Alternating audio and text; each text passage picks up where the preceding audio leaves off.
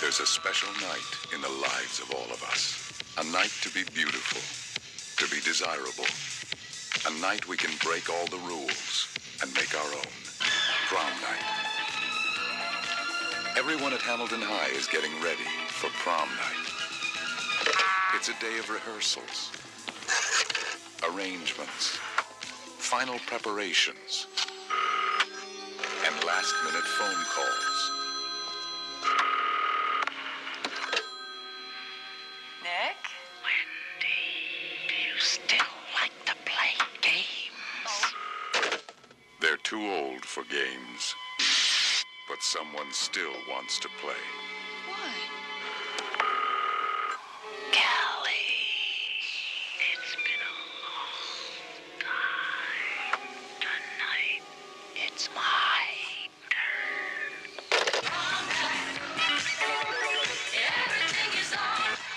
Tonight, someone has come to the prom alone.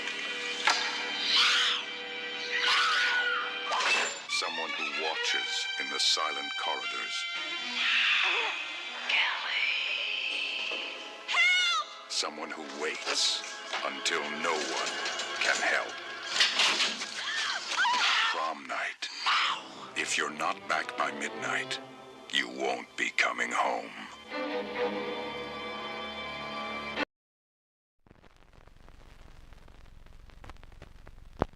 There are 200 seniors at Midvale High, and 7 days till graduation.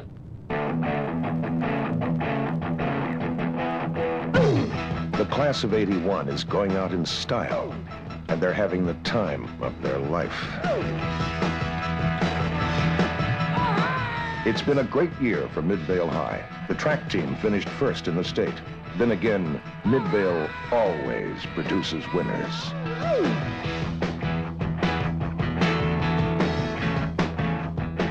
Sally Prescott is the top gymnast in the school. She plans to go to college in the fall. Paula Kastoff won 5 cross-country events in the past year. She jogs to school every morning.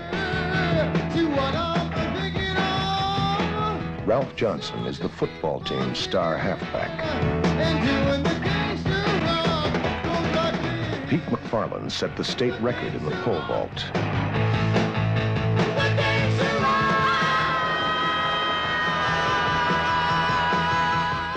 Tony and Dolores were king and queen of the prom. The class of '81's being fitted for caps and gowns and coffins.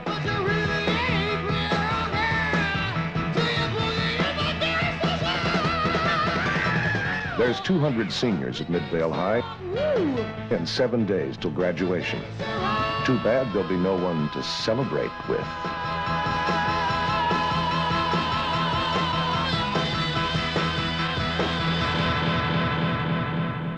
Graduation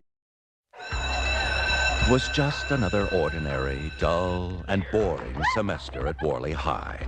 Attention, faculty and students. This is Mr. Dante, your principal. The classrooms were in disorder. As of today, you're suspended. Relationships were impossible. Not until your grades improve. And the teachers were insane. But this year was going to be different. Someone was going to teach a lesson no one would forget, ever.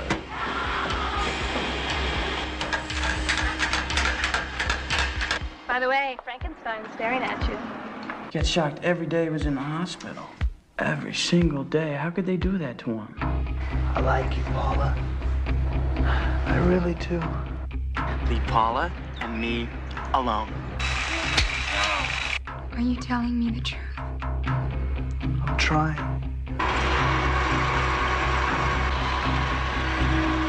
What is this? Survival class?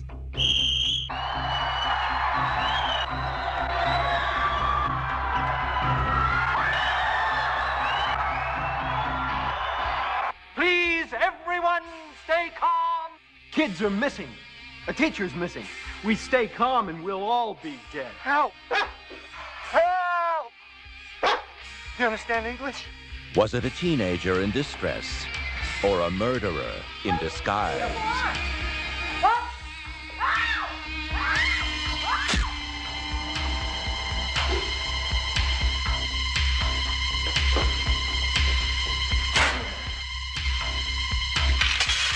Please don't kill me. I'm the only teacher that you'll remember. Donovan Leitch, Jill Schoelen, Brad Pitt, Roddy McDowell, and Martin Mull. On the floor.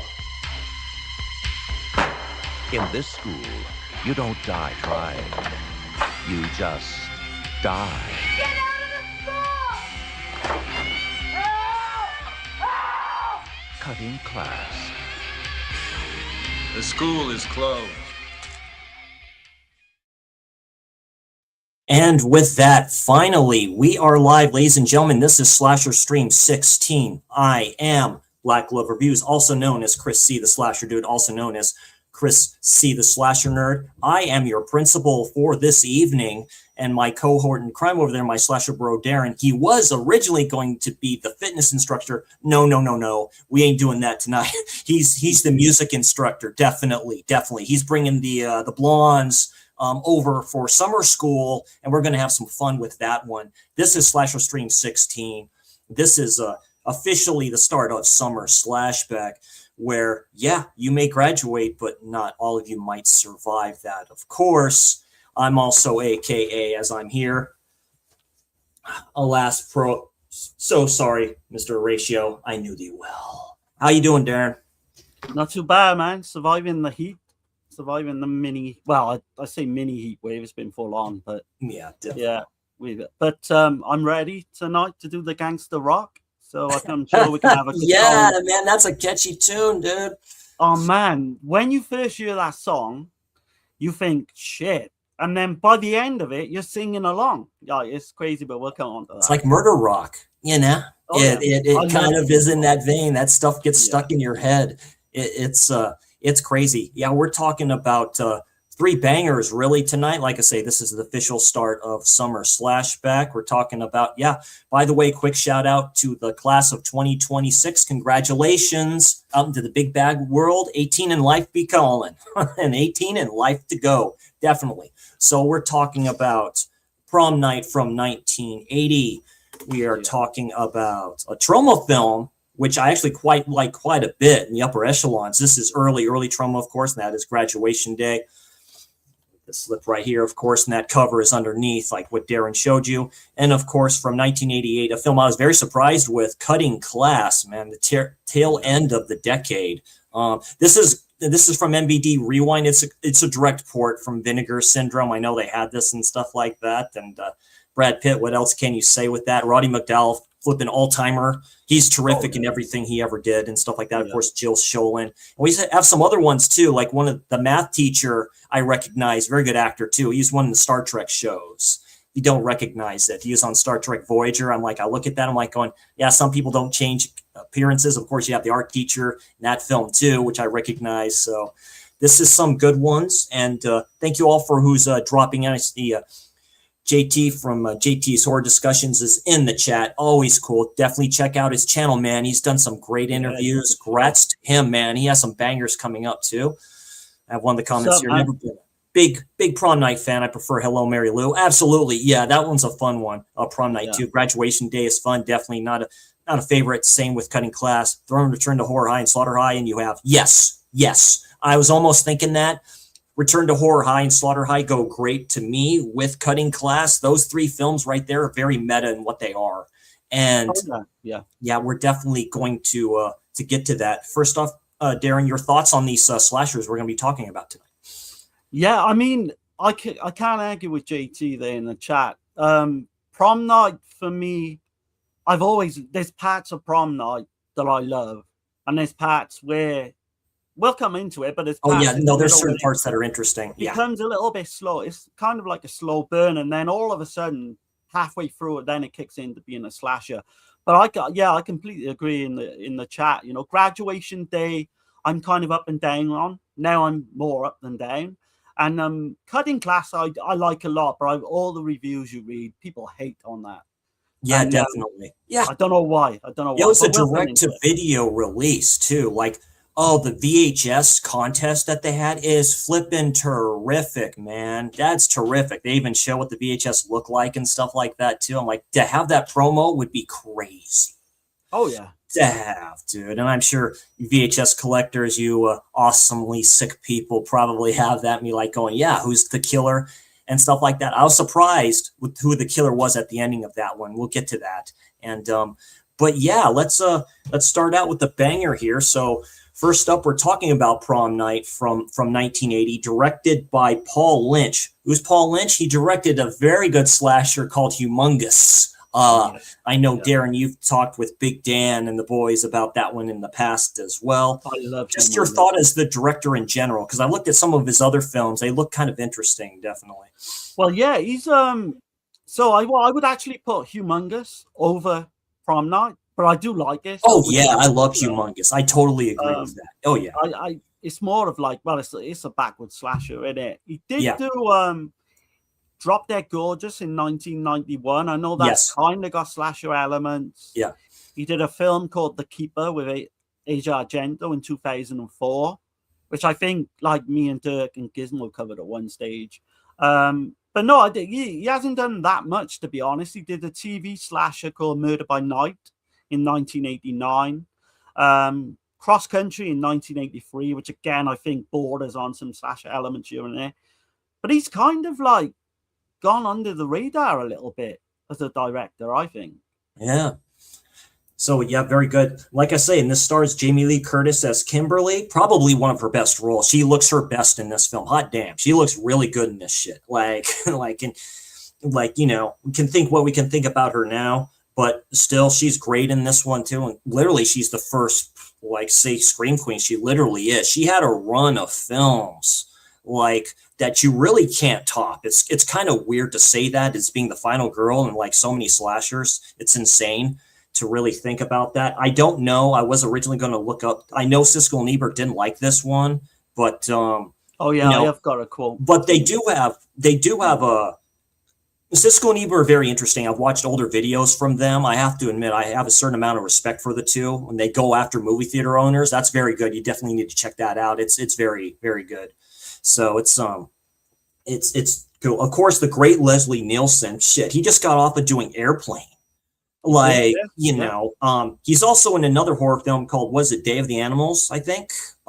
Yes, and he did Creepshow. He did Creepshow. Yeah, so he's done the serious shit in the past, playing the principal, of course, Mr. Hammond. We have Casey Stevens. Casey Stevens as Jack. We have Anne-Marie Martin as Wendy. My goodness, she's hot as all get out in that red dress she wears. She looks about 40 in this as well. The Wendy. She does. A lot of them look like older wise. So she probably is. But she really, funny enough, she did. So she was going to be in Halloween too, and they told her about the role. She would have to get her head cast and all that. Yeah. And then when they told her what she had to do, because they put straws up your nose and all that. Yeah, all that stuff that you have to do. She completely turned it down. So she's actually uncredited as a role in that. Yeah. She did Killer's Delight, kind of a Ted Bundy style slasher in 78. The Boogans as well. And she did. Oh, she did do the Boogans. I need to check that one out. I have that one. Yeah. I've never seen that one. But she did Runaway, and she did Savage Harvest as well. But going back to Jamie Lee, she got this role because they literally had another actress lined up. One of the women or girls from the Brady Bunch. But what happened was Jamie Lee Curtis's manager found out about this film, rung up Paul Lynch and said, "Look, I want to get Jamie Lee in this role." And once he knew that, the success of Halloween a year or so before, he was like, "Yeah, let's get her." I know her mother championed her for quite a bit of films. Yeah. I remember she wanted to play the Reagan part in The Exorcist. And her mother refused it. Yeah, her mother refused it because they talked to her. A great quote from her. She says, "I remember when my mother died, And they said in the paper, star, which she was a beautiful lady too. My goodness. Star of Psycho fame passes away. So she says, I'm thinking in my obituary, she'll say star of Halloween, star Jamie Lee Curtis passes away, whatever like that. That's a great quote from her. I have to admit, like her acceptance speech at the Oscars where she mentioned her father, Tony Curtis. My God, like I say, you have high lineage there. That's Grapes of Wrath, Tony Curtis. He's done some other stuff, grittier stuff in his later day too. So yeah, definitely. She did this role for $30,000 at the time. And I think if you put that into like today's money, it would be like $100,000 today's money. Oh God, yeah. Which it's still quite a bit considering, but she was coming off Halloween, so she was the name. Like Leslie Nielsen wasn't as famous. I know Airplane come out a month before this film came out. So, but he went on, and his whole acting career went to a different kind of level. He took the comedy route, and rightly so as well. Because just worked the Naked Gun and stuff. That's a good question, JT. Oh. I really love Prom Night a lot. Terror Train's a good one. I've only seen that once. That has David Copperfield in there. That's a good New Year's film, because it takes place on a party on this train and stuff like that. That's never been done in a film, in a slasher sense. Terror Train for me is the better film, I would say. I think she's probably one of her best roles. Actually, was Terror Train. I do like her in The Fog. I think she does a good job in The Fog. Road Games as well, but I mean, what's his name? The guy that was in, I'm trying to think now. He was in Twilight Zone episode 1. Yeah, he was in a Twilight Zone episode. Yeah, Leash, I think his last name is. Yeah, that's the one. But yeah, I mean, composed by Paul Zaza. There was a big thing with the soundtrack. They actually got sued for this. Yeah. They had to change because certain songs were used. They had to change it up, like specifically during the disco scene, which is a hella good song. I'm sorry, that's just great. Yeah, when you look at that. What happened was when they were like playing, when he was filming those scenes, they were playing the same track, Gloria Gaynor's "I Will Survive."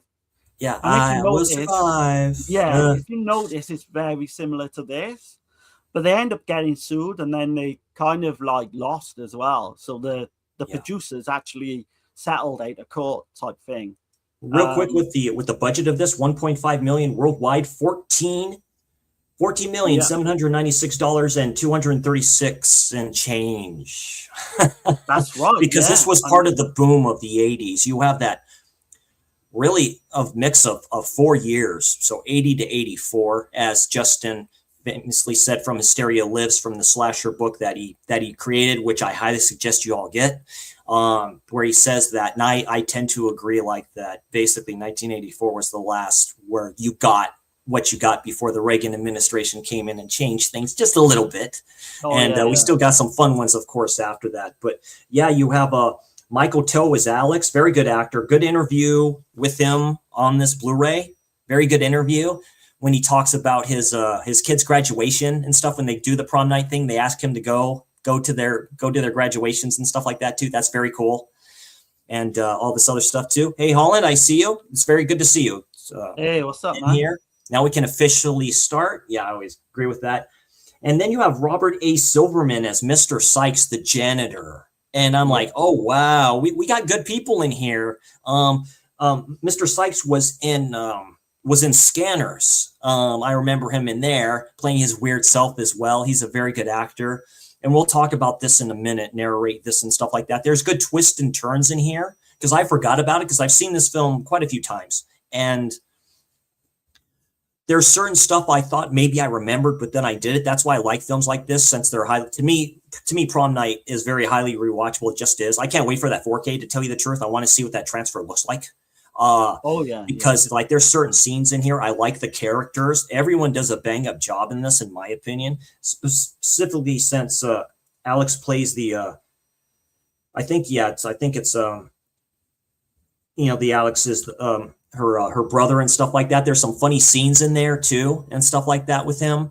and her like together and stuff out there acting out their scenes and stuff like that, considering it's like, yeah, he's my sister and all this other stuff too. That's a trope. That's a red herring used in other stuff to come like that too. So I always like that. So it was filmed here in it was filmed not here. It was filmed in Ontario, Canada. So it was the school that they used it in was the Don Mills Collegiate Institute in Canada. And I think it's at the start of the film, which we'll go through and stuff like that. That location is Longstaff Jail Farm, Ontario, Canada. I love kind of abandoned buildings like that. There's a scene is very reminiscent of Suspiria, in my opinion. I think that opening scene is very reminiscent to Alice Sweet Alice. Yeah. Oh, absolutely. I love those grungy places. Yeah, basically. And basically, the film starts out with these kids. They're playing like Who's the Killer and stuff like that too. It's hide and go seek, basically. Except they because kids are mean and twisted. Of course, they all are. They're evil little bastards. Brats means little demons in Latin. So you kind of know what you're getting here.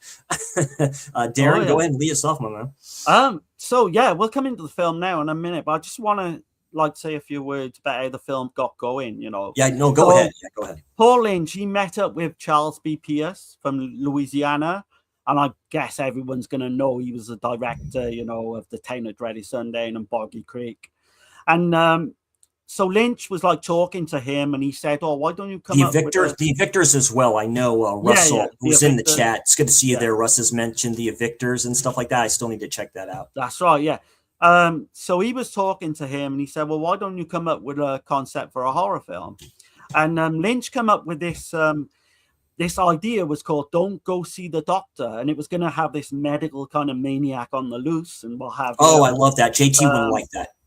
Yeah, and they even done the artwork and everything for it, and the artwork was very similar to what the My Bloody Valentine cover would be a year or two later. But yeah, I think he went to Erwin Yablons, the producer of Halloween, and he said to him, "Look, I'm not really happy with that idea. Why don't you do something on a holiday, based on a holiday?" So Paul Lynch gets in his car now. He's going back to his hotel or going home or whatever it is, and he sees a sign saying prom night, and that's what sparked the idea, and that's what got things going. Then he thought he did a wrestling horror film too, and he said, "I'm shocked." I know Big Dan has talked about that a couple of times. Quick shout out, Cinematic Brain Damage. That's Brian. Very cool channel. Check him out. Brad Pitt's best film. We'll get to that. Yeah. I am actually very impressed with him in the film. He had some shenanigans on set for that film, but me and Darren will discuss that definitely. That was, yeah, I think it was his third film or whatever, but yeah, we'll talk about that one. Yeah. Avgo Embassy produced the film, right? And they were concerned at one point by the lack of gore. So what happened was Paramount become interested. Yeah. And, how about that? Yeah, Avgo Embassy turned around to Paul Lynch and said, "Look, we need some more gore. We need to up the stakes a little bit." And that's why they added the decapitation scene, which is brilliant, by the way. But yeah, Paramount was sniffing around. But what happened with them is they got interested in a film a little bit later called Friday the 13th. And then history, after all that. Even though that was done before kind of this one, I know 2 was done in 81. And a lot of people say that that's their favorite in the franchise. But yeah, to your point, man, it's like just at this time, Mother's Day was done around this time as well, which I think is my all-time favorite trauma film, slasher in general, considering where it was filmed at and was being filmed kind of very, very, very close to that. We'll get to that in a future stream, definitely. But almost at the same time, I believe, across. Yes, at the same time, across the lake. Yeah, done in a house where some bad stuff happened. Done in an abandoned house where some bad stuff happened. So many like summer slashers we're going to cover. Oh yeah, absolutely.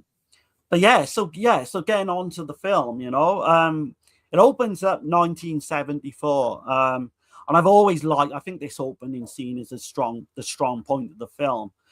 As I said earlier, it's got Alice Sweet Alice vibes. You get a bunch of these 11-year-old kids, and it's very. I don't want to call it like the light Vaseline type looking. You know what I mean? Like atmosphere, the way the lenses and stuff like that. I really like that. Yeah.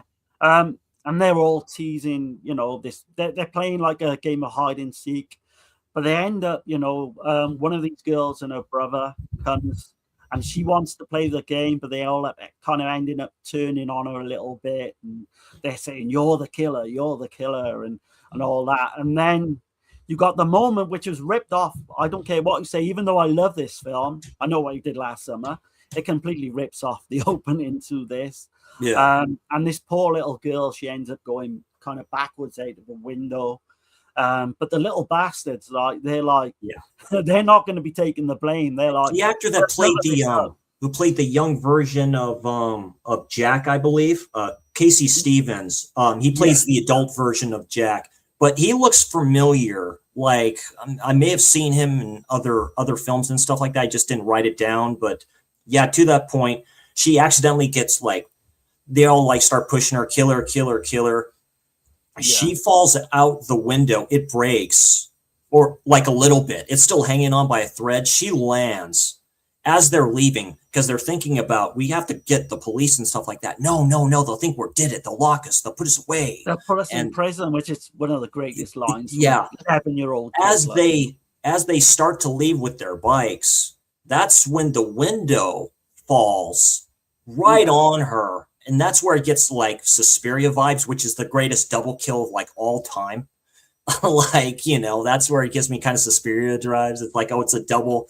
It's adding salt to the wounds where you just see that fall. That's brutal. Just hanging there. Then all of a sudden, you can time that very good. This has very good cinematography. You can see, they had the budget to do this. So. Oh yeah, and when that scene plays out, we get. Meanwhile, someone's watching it and they're seeing everything that's gone on, but all we get is a point of view shot of someone watching it. And then we kind of go 6 years later, then 1980. You got the family at the graveside and they're paying their respects to Robin. I'm always thinking of going, how old are they when they're kids? And I'm thinking, what was it, 6 years? So I'm trying to count up how old they were. So what, 13? So they'd be 13 or 12. So they'd either be 12 or 13 years old. And I'm going, oh, damn, talk about growth spurts. I'm going, hey, that's all good. The Wendy actress, she looks about 40, 6 years later, which is kind of crazy. But no, they're all the family are all paying their respects to Robin, the girl who got killed. We see for the first time then, you got Kim, played by Jamie Lee Curtis, and her brother Alex. And they're planning this school prom, which happens to fall on Robin's anniversary of her death. And we get a scene early on because this guy, like Chris mentioned, the creepy caretaker, Mr. Sykes, he's the obvious red herring throughout the film. Yeah, he's a great actor too. But yeah, he has these glasses, nerdy glasses, and I like that. And it's he's weird. He keeps on looking at me and stuff like that too. And the principal says, basically, who's their father, said he checks out. It's fine. And, he checks out. It's fine. He's been here a year. That's where it goes to her boyfriend, Kimberly's boyfriend, Jack, right? I believe I say it right. I don't think is it Jack? I don't think it's Jack. I'm sorry about that. I have it in order. I should just go by pictures wise, but unfortunately, her boyfriend's father is the police chief, I think, or a police detective.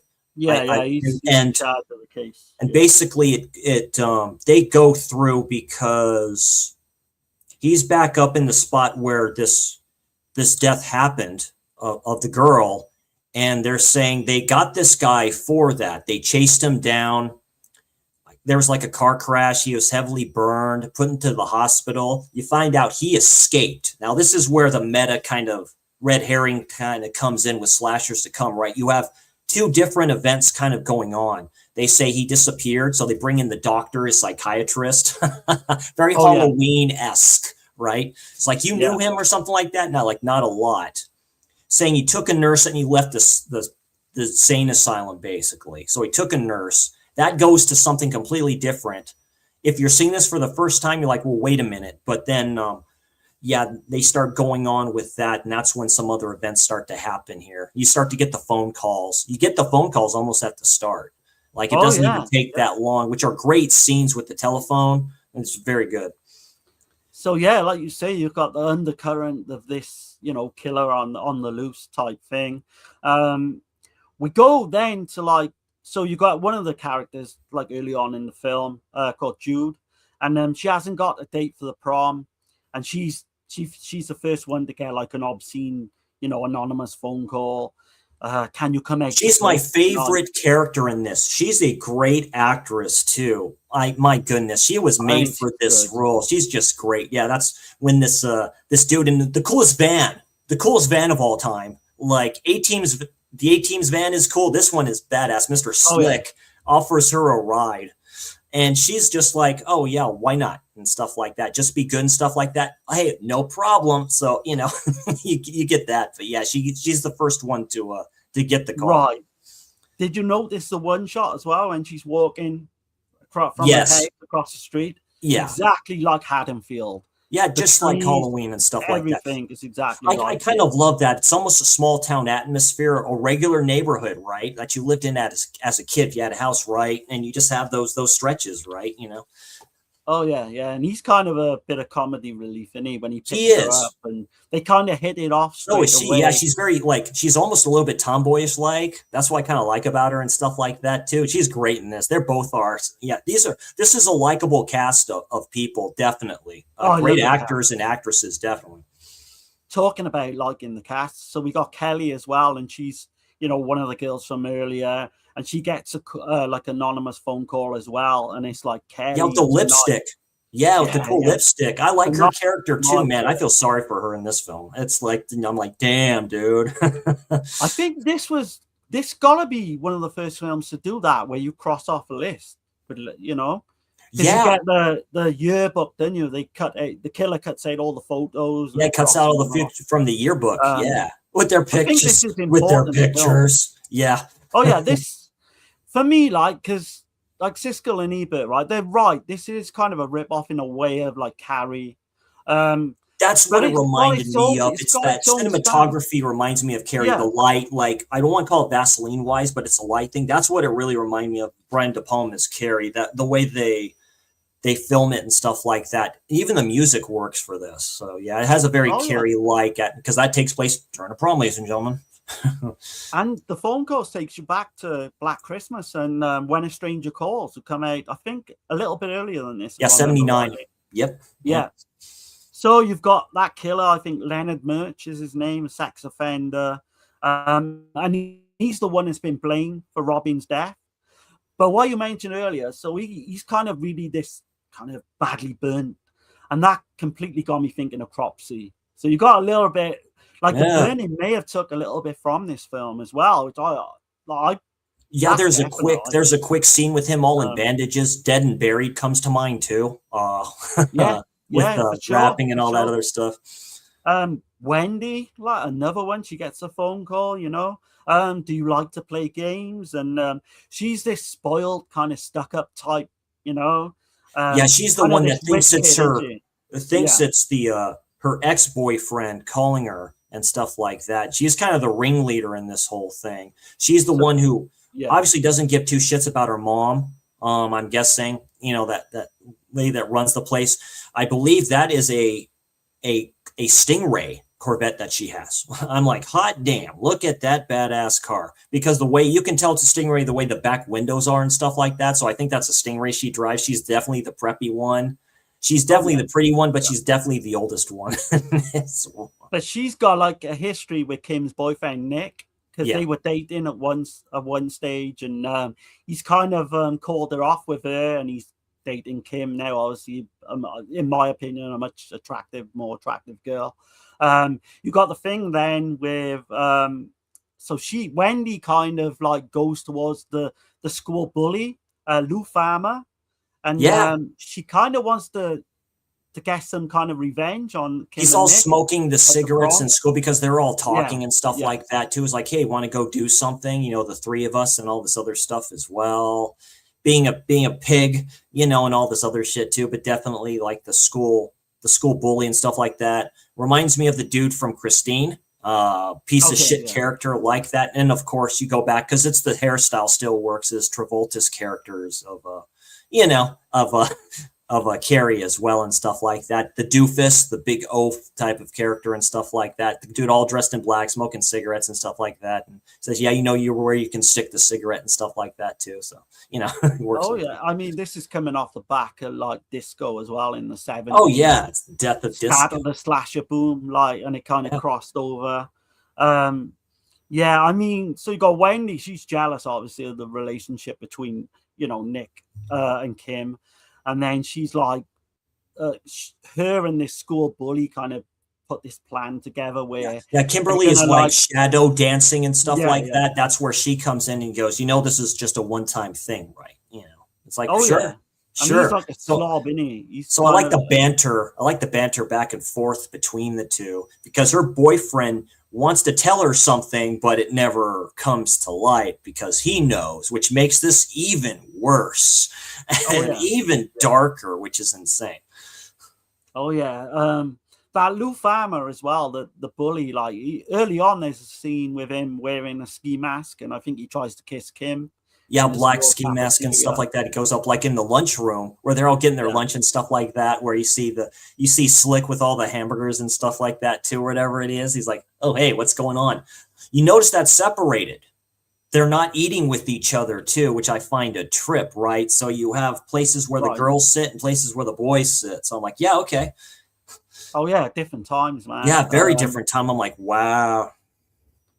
But her brother ends up fighting then he kind of ends up fighting with Lou. Yeah, because he's all like, they're all like doing all kinds of stuff and he gets pissed and he flipping clocks him and stuff like that too. So yeah, it's crazy. You got that one, the one shot I laugh at is you got the blonde girl, Vicky, and she ends up mooning the caretaker in the one. Yeah, the caretaker and stuff like that, like real quick. She's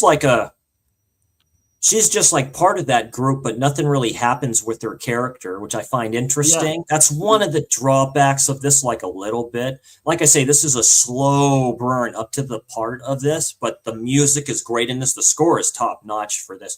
Reminds me a little bit of Friday the 13th when you have kind of scores like that. I'm sorry, everything will kind of harken back to that film for me. No, so, you're right. Harry Manfredini, like there's quite a bit of that in here. Yeah. Like, but I think obviously Friday the 13th come later, So this film, honestly, even though it's got a lot of different elements that have been done before, it's kind of got its own stamp as well. I think it's a blueprint slasher. I really do. I'm not down on this film at all, but it's not one of my favorites. I love the part where you get Wendy finds the yearbook photo in her locker, and I think her and Kelly, another character I don't think they exploit too much as well. They get startled when they see like this shattered mirror. Yeah, because they're like because everyone's getting dressed and stuff like that after whatever practice that they're doing. Yeah. All the main characters are in there, and then it's just those two kind of talking because, like I said, what's her name's thinking like boyfriend, should I go all the way with him at the prom? Blah blah blah. They're saying that's up to you. And stuff like that. Really, if you want to do it, that's your choice. I do like that. It's like, it's your damn choice. It's not his. Make no mistake. And I do like that character as well. Yeah, I do like that character. I do. I like those characters. That's when they hear like just glass shattering like all over the place. That's where they go to the mirror and all this other stuff. You see the caretaker afterwards start to pick up the stuff, but to your point, when they open up the lockers, they see a piece of glass pasted on each one of the pictures, which comes to play later because there's a piece missing. Oh yeah, I don't know about you, right? But I can't buy the fact that this Nick, the boyfriend character, is like a sex symbol. To me, he's goofy looking. He doesn't. I don't know. There's no way, Jamie. He has a look I've seen before. He just has that look and stuff like that too. But like I said, he tells his dad, all this other stuff too, because his phone does ring. He doesn't pick it up before he leaves to go to school. Oh yeah, and that's where he talks about. So how's it going with what's her name and stuff like that? It's like we broke up and stuff like that. It's kind of like a toxic relationship. He states that too. Says, "Oh, you're going now with the principal's daughter." Says, "He's like, boy, I thought I had problems," and stuff like that too. So father and son banter. Yeah, that's always good. They don't do that enough in slashers, in my opinion. No, it does. Yeah, this film does kind of show a lot of character development early. That's where a lot of people kind of tune out. I don't. I just think it's a slow burn. But once it reaches a point, which we're going to come on to in a minute, it kind of takes off. You know, second half of this film, I think, is way stronger than the first. Yeah, the set pieces kind of set everything up to for what's going to happen wise for the most part. So someone's watching Kim's house as well. And we're not sure if it's Luke, as we see like this shadowy character. You got a great kind of POV shot as well of the killer looking through this deserted school just before the prom starts. And then good shots of what it looks like when it's dark. You see like there's red lockers and there's blue lockers. So it's very Giallo like. Well, you've got a black glove killer, so I mean you got a black glove killer in it definitely with a sparkly mask, which is so awesome for the time and stuff like that where it works. I think that helps to see like because there's a kill that happens that's done during the day a little bit like that because like I say it costs a bit more to get lighting and stuff like that for certain night scenes and stuff like that too. So we're just getting into certain, if it's not done like Friday the 13th, like done in a campsite, where you have lights like around these cabins, it's not going to hit as hard, but it still works pretty good. Like it leads up to a great setting of the stage of everything. Who's the actress that plays, who plays Kimberly's mother too? She's some famous type actress too from back in the day as well. And she plays of course, the grief-stricken mom who's still grieving over the death of their daughter and stuff. The way it starts, because her father mentions and stuff like that at one point in the dance and stuff like that. Yeah, she's still feeling pretty hard. She's there, which is very interesting. She's there at the whole prom and stuff like that too, because the couple is their daughter's the prom queen. So what's funny about this, like, so when you come onto the prom. And you've got like this, the Nick's father, he's there, right? And they're expecting this killer, Leonard Mertz, to show at any time. And they've not told any of the students. Yeah, they have a few officers there, like looking at the ladies. There's one, of course, this lady's all like dressed up nice. My God, they look good. Just walking up to them and stuff like that too. They're like, hey, what's going on? And that wouldn't happen today, man. You wouldn't be waiting for a killer to show up and not tell anyone. That's where plot is kind of patched too between, the rivals here. She gets the piece of shit bully and stuff like that to help her and stuff like that. Takes him out to eat at this drive-through restaurant type place like that. I'll have a beer. We don't sell beers here and stuff like that too. It's like, okay, just give me whatever like that and a Coke for her. She says just a Diet Coke and stuff like that, but she knows what she's doing. She's using herself as a weapon here, but she says, I don't want anybody getting hurt wise, where that's where it gets interesting. You think something else is going to change. Maybe if you've seen this for the first time, like they're going to do like something out of Carrie, do something kind of brutal like that, but it goes into a good kill scene towards the end of that. It does. So I want to get your thoughts on the actual dance, because it's kind of famous for the Jamie Lee and this Nick guy dancing. Yeah, choreographed. That's very choreographed as well with the dance. She's really good, I think. She's extremely good. She likes to do that twirl about 20 times during the film. But she does that shadow dance where like she's practicing and stuff like that. Yeah. Too, because you have the I think she's like the gym teacher or something like that. She's a great character too. Her and this other teacher and stuff like that, who's kind of flirting with one of the chicks, and she goes, "Oh, wait a minute," and stuff like that too. So and she's choreographing them too. This is how you're supposed to come out and all this other stuff too. From these two different sides where you can't see them, which happens to be next to these lights and all this electrical equipment that comes to play later, which I think is a good scene when we get to that. Oh yeah, and I mean that dance with Nick. Like it's almost like dad dancing, we call it in the UK. He is terrible. But because you see her coming in, you see the rival coming in with this hot ass red dress. I'm like, oh shit, here comes the devil. And they know with the bully with just this stupid like it's like a shirt type suit looking thing, and he's just like, says, okay, let's show him up, let's show him what the deal is and stuff like that. And they just do this dance number, which is very cool. I liked it. I actually liked it. It almost makes the film kind of more funner to watch until it gets to that dark, disturbing side of it and stuff like that too. And that's when they do that dance off, and then everyone starts dancing, and that's when it goes to the police chief at this place and stuff like that, because they can't find him. And there's like going, okay, just everyone, just keep your post, just stay here, just keep on looking for him, because they're looking for this guy. They go to like this airport type place to find this Volkswagen, right? We all know where that goes to, this Volkswagen that was taken. They have a picture of the Volkswagen.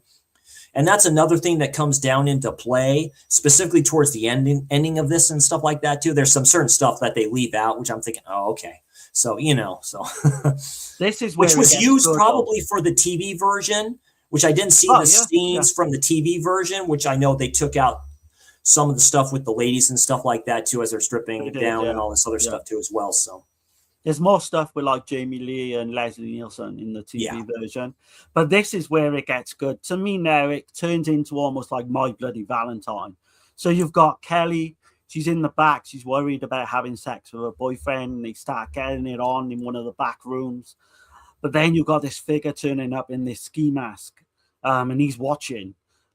She can't go ahead and have sex because she's like, no, I can't do it. She's already kind of stripped down from whatever like that. He's trying to move his hand up her leg and stuff like that too. So she's like, I'm sorry, I can't. He's like, fine, F it. He goes find somebody else and stuff like that too. She calls him a bastard. And it's a good slow motion scene. The killer comes up behind and says her name, Kelly. Yeah. And stuff like that. And that's where it takes the glass. And it's good in slow-mo. And you don't see it. You don't see it, which I think is good. And this is where it's very giallo-like. Holy shit. Where it just goes like that. And you see her eyes and stuff like that too. And it just drops. And the actress that played her liked that idea. Where it shows her falling, eyes wide open. And then just pans there. And then just goes in. And then very Friday the 13th white pans to white, or pans to the red punch that everyone's having at the party. So at the prom. And I mean, that actress as well, very stunning actress. She goes topless in that scene too. Yes, she does.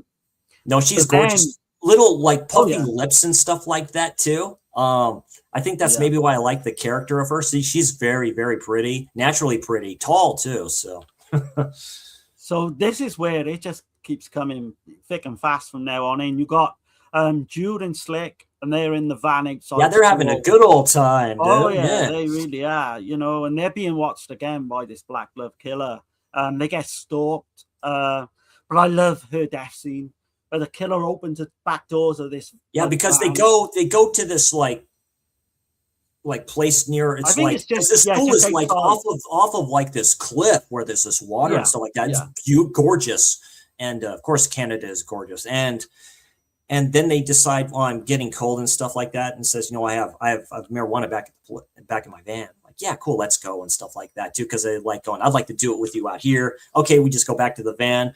He has like, it's like you study with these books and stuff like that. Opens the book. It's very cool. I like it. It's very slapstick funny, and he has the roaches in there. That's where it just kind of starts, and they go towards the other side, right, where the door opens, right? She's there, and you hear her saying her name and stuff like that. Almost like he has. Does he have like two knives or something like that, or does he have one? It almost looks like he has two, almost like skis, And he's just like going, and he says her name as he's stabbing her and stabbing her and stabbing her, and it stabs her in the throat, doesn't he? And then just hangs that scene down. Yeah, you've got the scene there where the killer then approaches, the driver Slick, and he's kind of fighting while fighting through the van. Yeah, you think he's gone. Then he goes out of the van. Then he goes back in the van. He's like behind it, like has this thing, makes him grow off, and he goes over the cliff, dude, and just boom. That's it. It's almost like a ninja.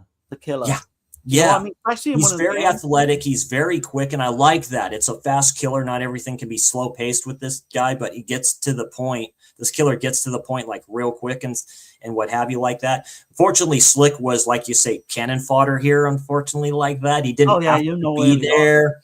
So early on those characters are going to get. Yeah, but she was my favorite character, so I was like, oh, that's brutal. That's a great double kill there. That's one of the better ones too for kills wise. I know JT needs to. I tell you, the best sequence in this film is just about to come though, and I love this scene. Right, so you've got the killer stalking Wendy with the axe, and it's one of the best chase scenes I've seen in one of these early slashers where she's running around. Well, she's like she's in the bathroom and stuff like that because she's like going, screw this mess, I'm kind of done with it. Where she goes is like, and someone enters the door. I'm like, do you have any mascara and stuff like that too? I'm like going, well, fine. The thing turns off. that's where she sees the killer. And to your point, a great scene goes through like the car shop type place where they do, you know, car shop and stuff like that too. Doesn't she, in the car? Yeah, she does. Like a couple hides like twice. That's where she goes to that one place where it's good double scenes here where it kind of goes back. You see the blood start to go down from somewhere. Yeah. And her mascara is already running. She looks like a train wreck, which I always love that about these early slashers. It's like, oh, you have the nice hair. It's the Barbara Bach trope, I say, from The Unseen, right? That hair is all nice and stuff like that. Then it just becomes dirty wet in like a second. The mascara is running and all this other stuff too.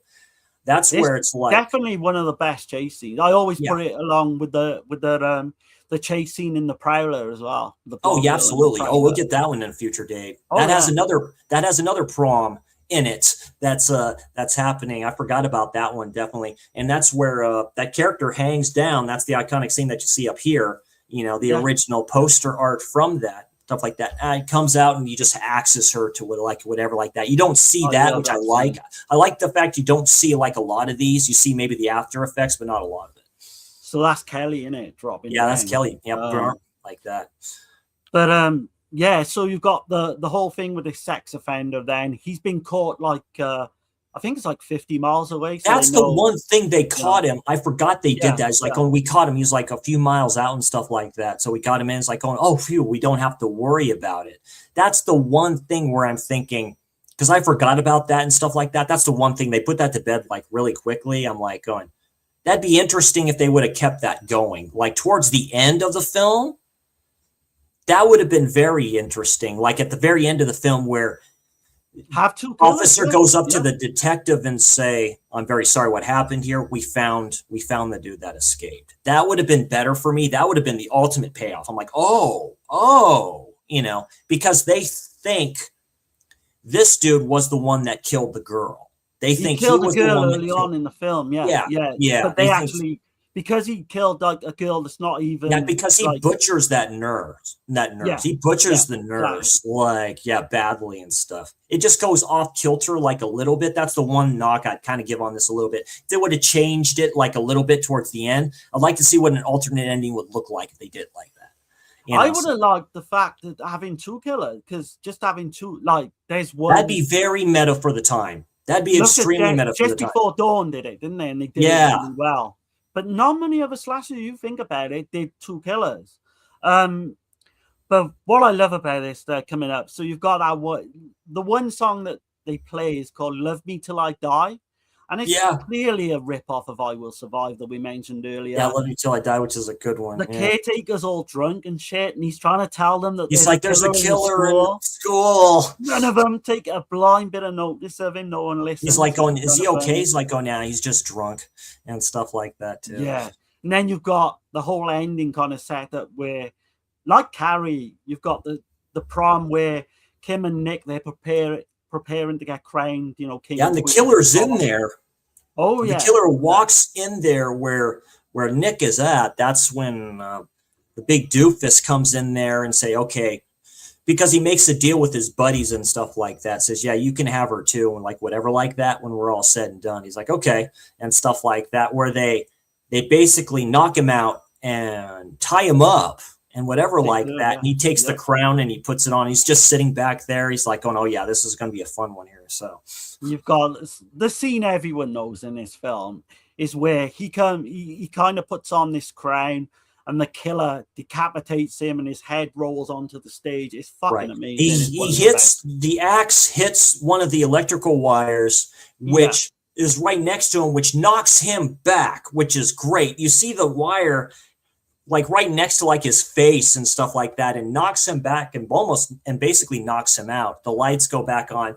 Great practical effects here. Great makeup here and stuff like that. Yeah, you see his head roll up on the runway and you see it like right there. So that's straight up off of Carrie, where everyone's because the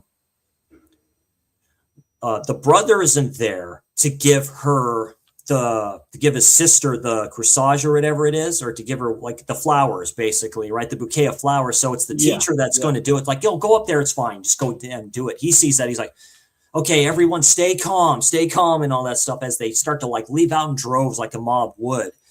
So You got the whole thing because Kim ends up finding Nick and she unties him and all that. And then you've got the whole thing with the killer kind of having a fight with Nick and like Jamie Lee characters, Kim as well. She's in, you know, and they're all fight. The three of them are kind of fighting together. The killer has all these kind of flashbacks of the Robin incident from earlier, the young girl. And it does play out. I don't know about you. I was a bit confused when we first see the killer because it does not look like who it. Yeah, I guess we can say who it is. It's, you know, her brother. Well, he gets hit with like the butt of the axe. She just like, because they're fighting back and forth. He's already injured and stuff like that. He goes whack. That's where you start to see like the whatever like that. Because at the start of the film, you see a shadow over her, over the girl. You see a shadow over the girl. They go to another flashback like that. Leslie Nielsen up there, right as they come and stuff like that. To the mom's there. Then you see the brother and the other sister, right? Almost like they're twins, like a little bit. They're almost dressed the same. They are twins, actually, in the film. Yeah. And that's what makes this a bit more interesting, too. And thanks for mentioning that, Darren. I completely forgot about that, of like what's going on and stuff like that, too. Because she looks into the killer's eyes and she's like, like she knows something. So she takes him. He starts to like gradually. So she hit him harder than you might think. Basically. Oh yeah, he's kind of dying. The killer comes out and stuff like that. The detective, the chief is there, like going, don't move, put the, like go down and stuff like that too. Not to shoot him, then she. Yeah, don't shoot him. Like get out of the way and stuff like that. No, don't. Kind of cradles the killer. That's where she takes off. Then you start to see the flashbacks. But it doesn't. And look then it like comes the brother at first, does it? When it doesn't. Mask? And then it doesn't. It almost looks like he got red lipstick on as well. I don't know what that was about. But, it's the director that's chasing the blonde. It's the director that's actually chasing her. That's the killer in this. So it's Paul Lynch that's actually chasing that character. It's a great game. Wendy character and stuff like that. That's actually him, which I thought is cool. You do that, so it makes you think maybe who the killer is and stuff like that too, which I like. Tom Savini has famously done that, of course, for Friday the 13th with the hands of the killer, and and all this other stuff too. It's and kind of obvious who the killer is anyway. Yeah, I think. If you haven't seen this before, I can see where it's like a little bit of a shock. If you don't know slashers as well as we do, it can only really be the person it is as well. If you think about it logically and you go back to the beginning. It's like you all killed her and stuff like that. You all did it and stuff like that. And he kind of dies in her arms, and that's where it just fades out, and you get the fade to black song at the end. Yeah, you get the fade to black song, and then you get that awesome song there, and you get the credits all in red. Great stuff, and it's a fitting ending to this. And okay, go ahead, Darren. What's your thoughts on this, and what's your score? Right. So this one. It's always been a favorite, but it doesn't quite make top tier slasher for me. I like it the more and more I see it, to be honest, because going back, I was looking at my letterbox and it was like a 6 out of 10, but it has gone up. It's definitely gone up. I would give this a very strong 7.5, maybe an 8. There's stuff I absolutely love in this, and there's stuff in the middle, kind of, where it kind of meanders a little bit. It's kind of slow. But no, it's just not quite fucking top level for me. But I do like it a lot. To me, I do really like this one. I think it's highly rewatchable. So you and I are pretty close to that. You got close to an 8, so I'm basically an 8 out of 10. I really like this. I think it's highly rewatchable. Just for the fact you see people in this you wouldn't expect seeing and stuff like this, specifically Leslie Nielsen. This is before I knew. You see stuff like Airplane, and you see stuff like The Naked Gun, of course, which he is extremely famous for. And then you get the Creep Show and stuff like that, where he can play these parts. Day of the Animals, which we mentioned.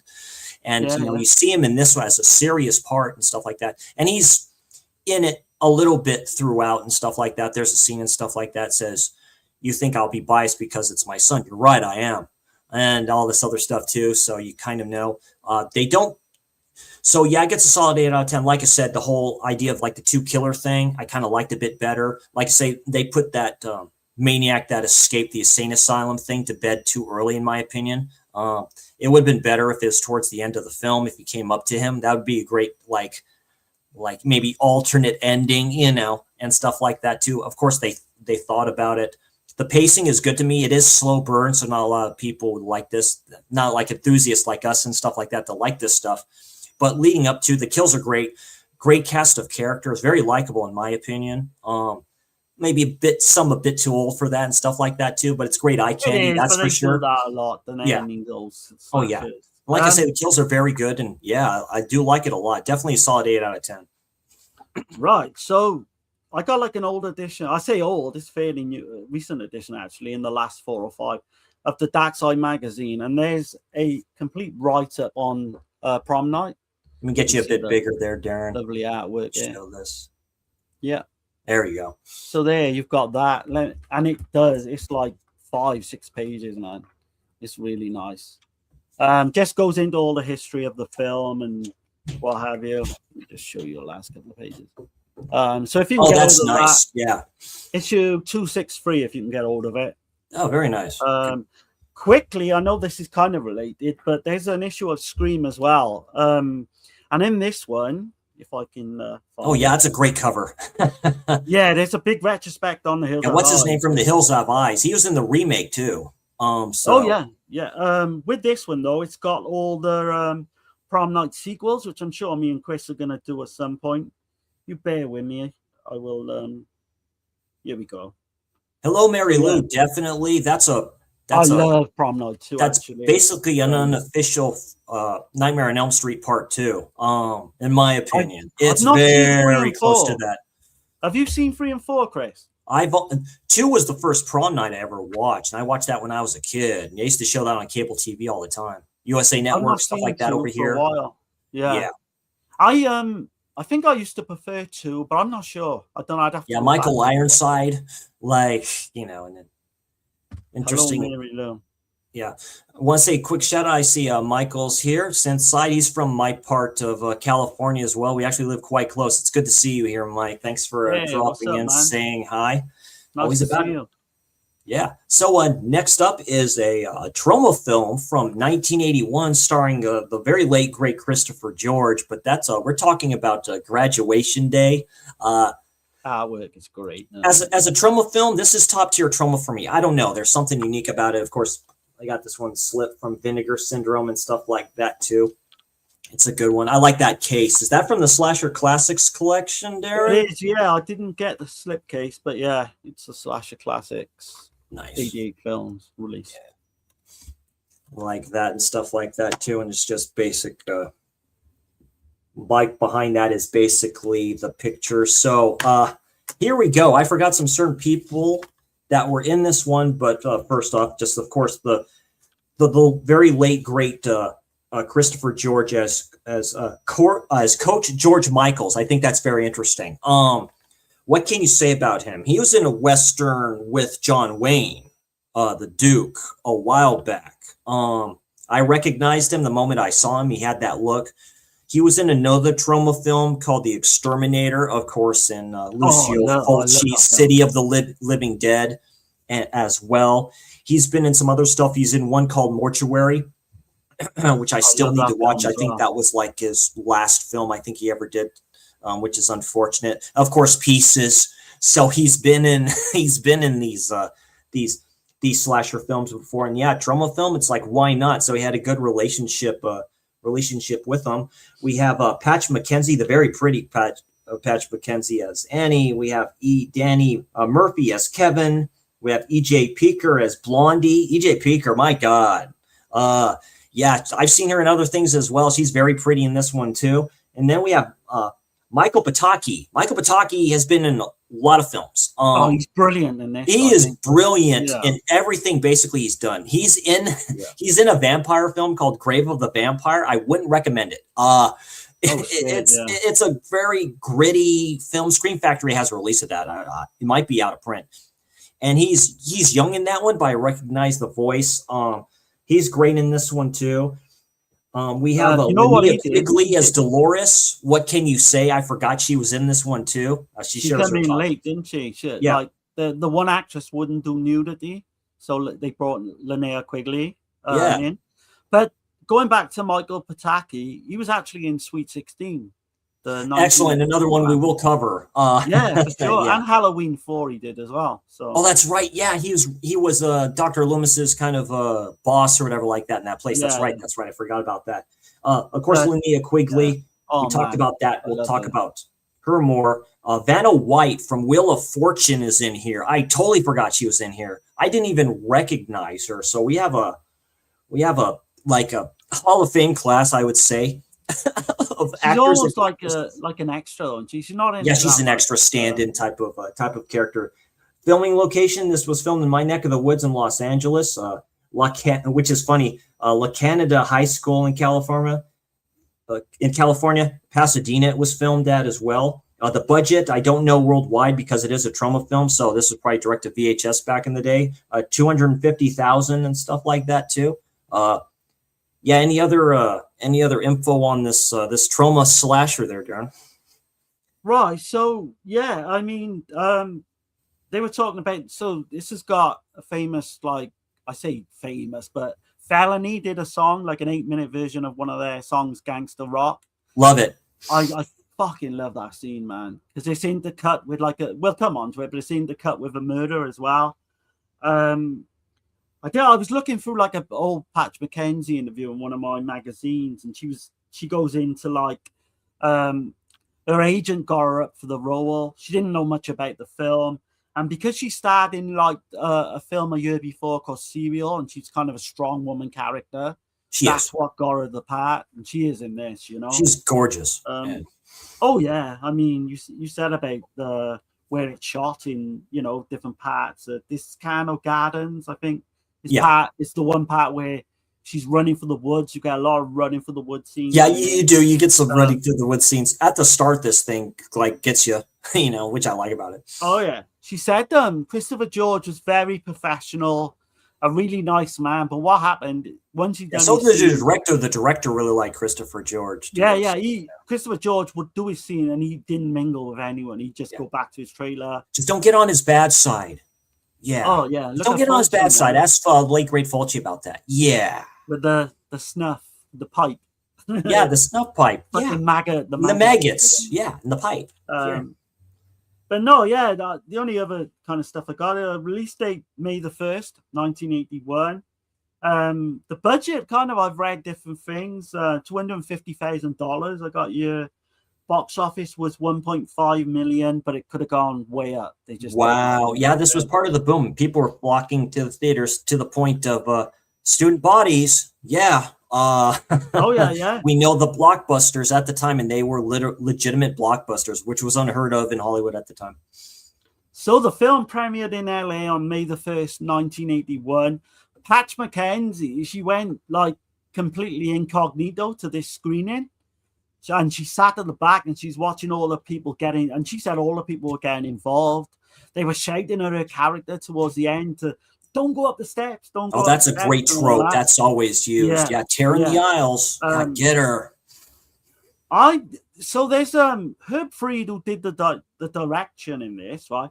He did a slasher called Haunts from 1976. I don't know what the deal is. It's never been released. It's on all these 50 movie packs. Okay. And it's fucking good. Okay. And I just don't understand. What's it called? Haunts. Haunts. Okay. Yeah. He did a really bad one called Beyond Evil as well in 1980. Yeah, I saw that thing. I saw that looking through his credits. Yeah. It's got Linda Day George in it, and the special effects is like all these laser beams coming from people's Christopher's eyes. Wife. Yeah, Linda Day George. Yeah. But no, I mean, I love Linnea Quigley, man. Who doesn't love her in Return of the Living Dead, where she gets naked on top? Like I said, it was the actress that they had before didn't want to do topless scenes, and she's like, this was. She said it was technically her big break in horror cinema. She's like, I think it was. She goes places that no actress would even touch doing now. Well, of course, stuff changed, and I get that. I understand that.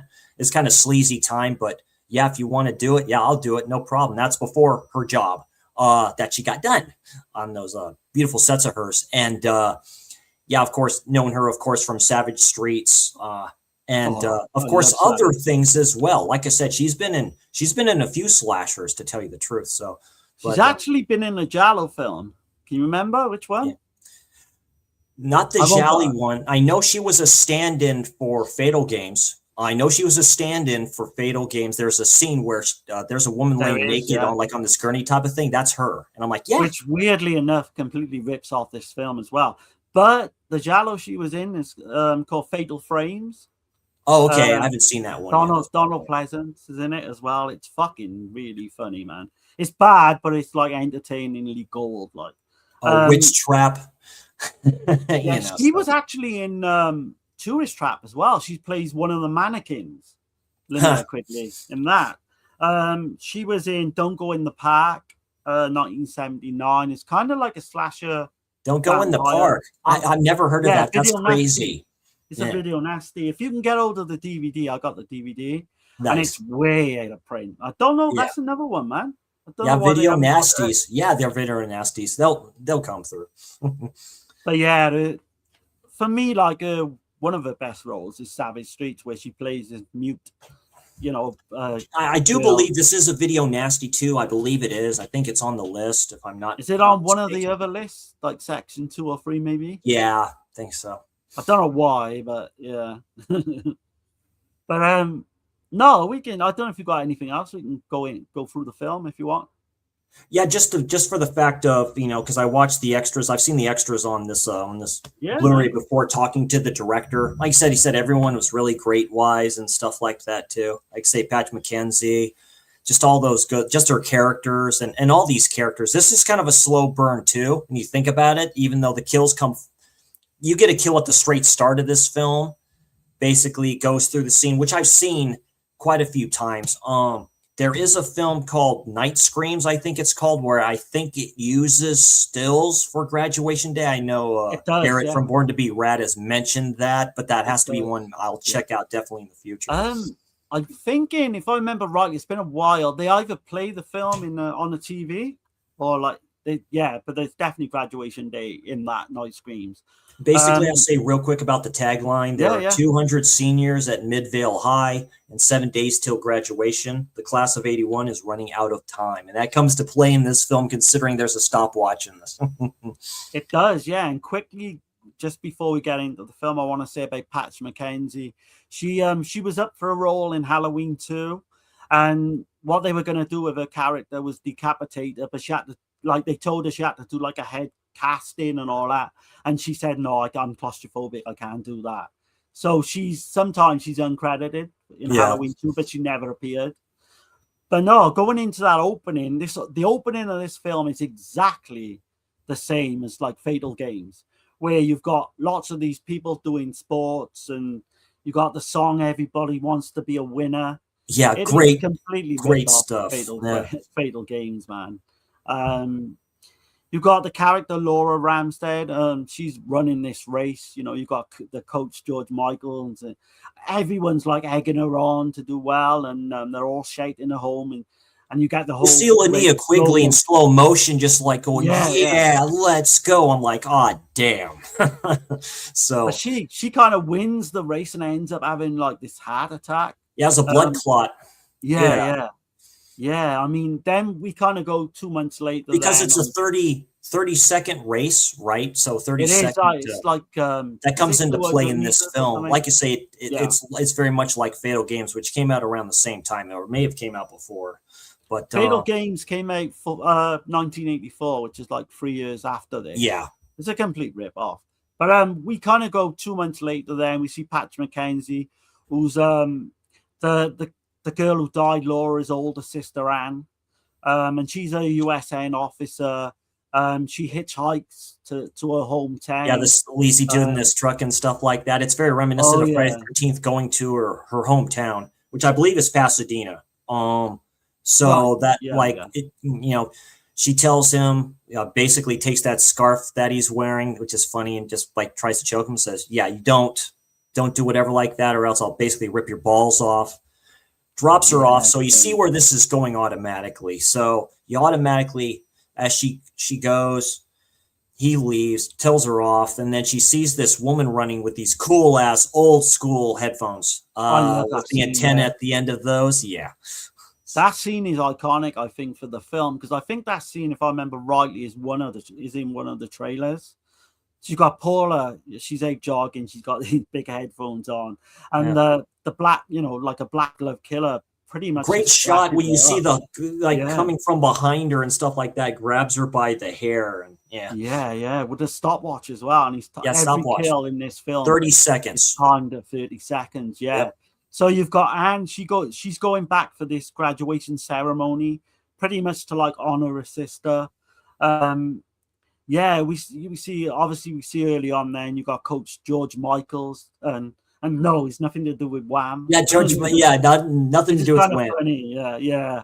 And he's this pretty kind of tough guy, coach. He's really hard on all his students. First, she goes into her parents to stay because basically the room has been turned into like a den for the drunk dad. I think is her dad or her stepfather. One of the two is a piece of shit, stuff like that. Yeah, he doesn't want to see her there. Into like a dark room in it because he does like photographs. Like goes up there, all the pictures are still up. Everything that the piece of shit drunk dad comes in there and says like that, you bitch, and stuff like that. It's like she was better than you were. All this other stuff too. Now she's dead. It's basically your fault. If you wouldn't have left, she'd probably still be alive.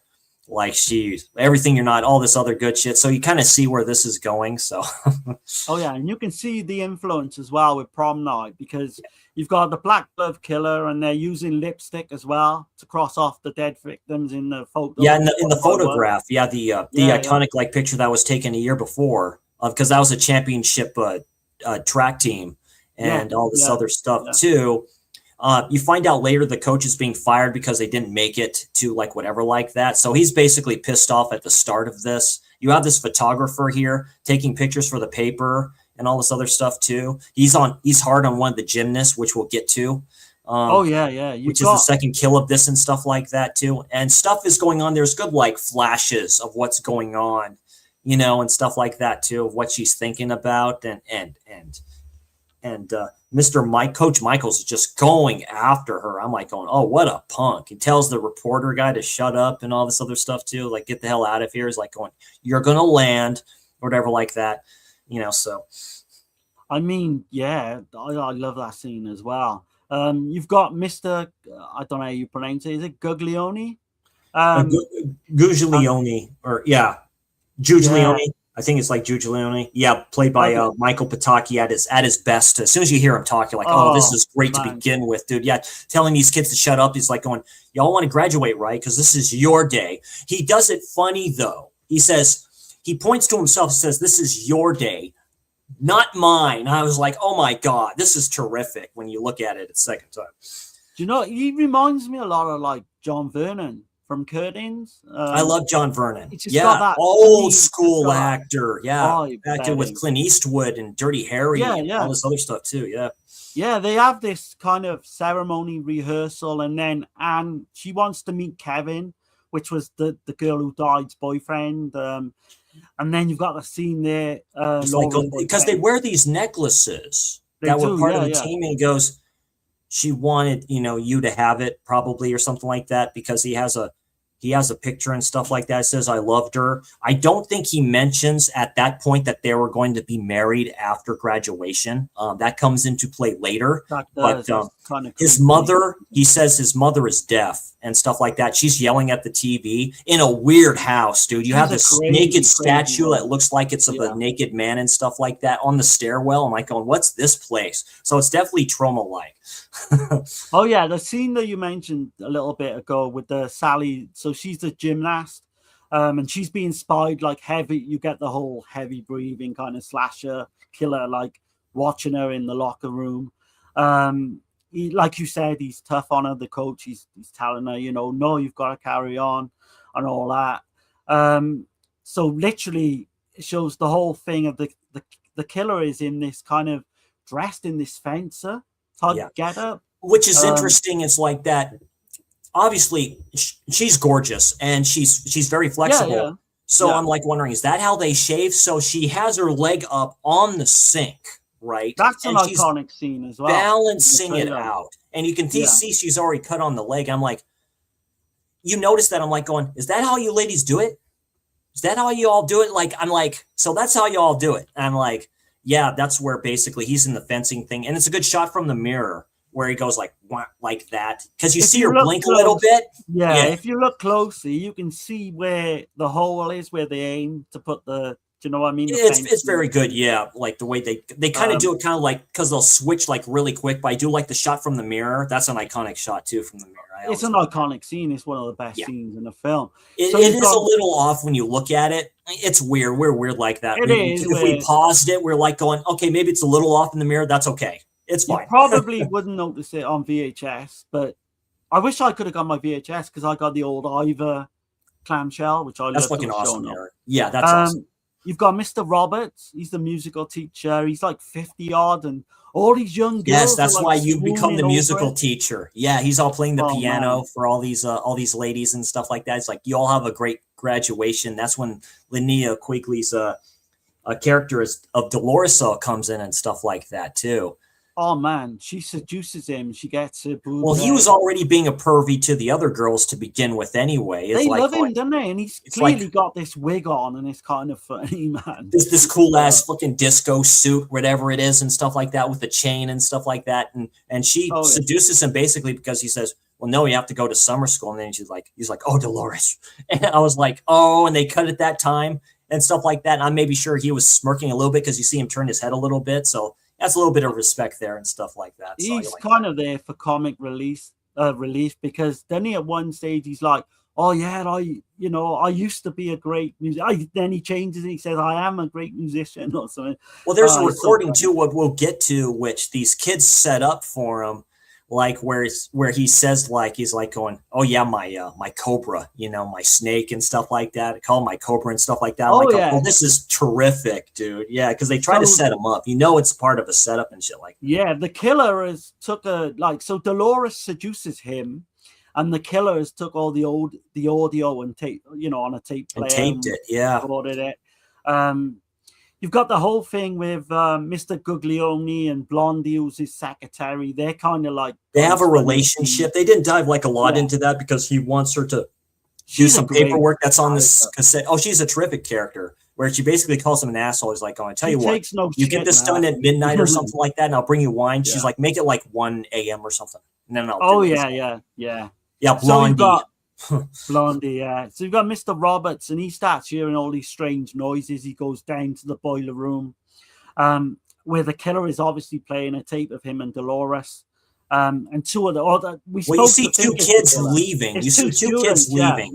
Yeah. They tried to make it out early on in the scene that it's a killer, but yeah, they ended up being two. Yeah, being the kids and stuff like that. He says, "I'm going to get you," or whatever like that. It doesn't really go anywhere after that, like a little bit, because there's a scene with Christopher George. Like, "You hear that?" He's like, "No." He's like, "I'm going to find out what's going on." He goes, "You do that." I was like, yeah, that's how Christopher George was, really. It's like he kind of ad-libbed a lot of his stuff, but I thought that's what made him kind of cool-wise. I don't want to say he's kind of robotic in this film, but he is like a little bit. There's a scene where the detective comes up to him, who's a good actor as well. I don't think I put his name down, but I've seen him in other films as well. Is it Mr. Mackenzie? I think his character. Yeah, the detective. Yeah. He's the one that mentions he hates school. Yeah. Like, "I hate this place." There's another character in here that's like the groundskeeper, like a authority figure. I forget what they call him now. It's been a yard duty type of a person. And, that's when, because when, what is it? Dolores and her boyfriend, I guess it is. They're all smoking weed. She's getting horny and stuff like that. I'm like, oh. And he ends up painful is this shit? Him, doesn't he? Yeah, he catches them. Police officer kind of catches him smoking dope.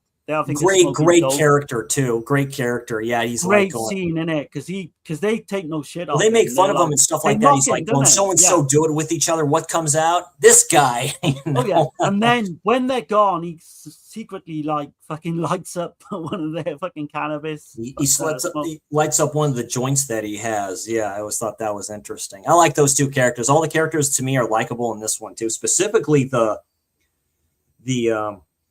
Kevin character. Like, I really like like his character. You can tell he's like an older type person. He acts his ass off in this film, in my opinion. One of the better, the boyfriend from the boyfriend. Yeah, he acts. He plays that harmonica and stuff like that. Yeah, that scene and stuff like that is great. He looked way older than he should. But like Anne basically's gone to like this woodwork room where she kind of confronts the coach George Michaels. Pretty much she's putting him to blame for his sister's death. Yeah, because he pushed her too hard. Yeah. Yeah. There's a really weird scene with Ralph, the footballer.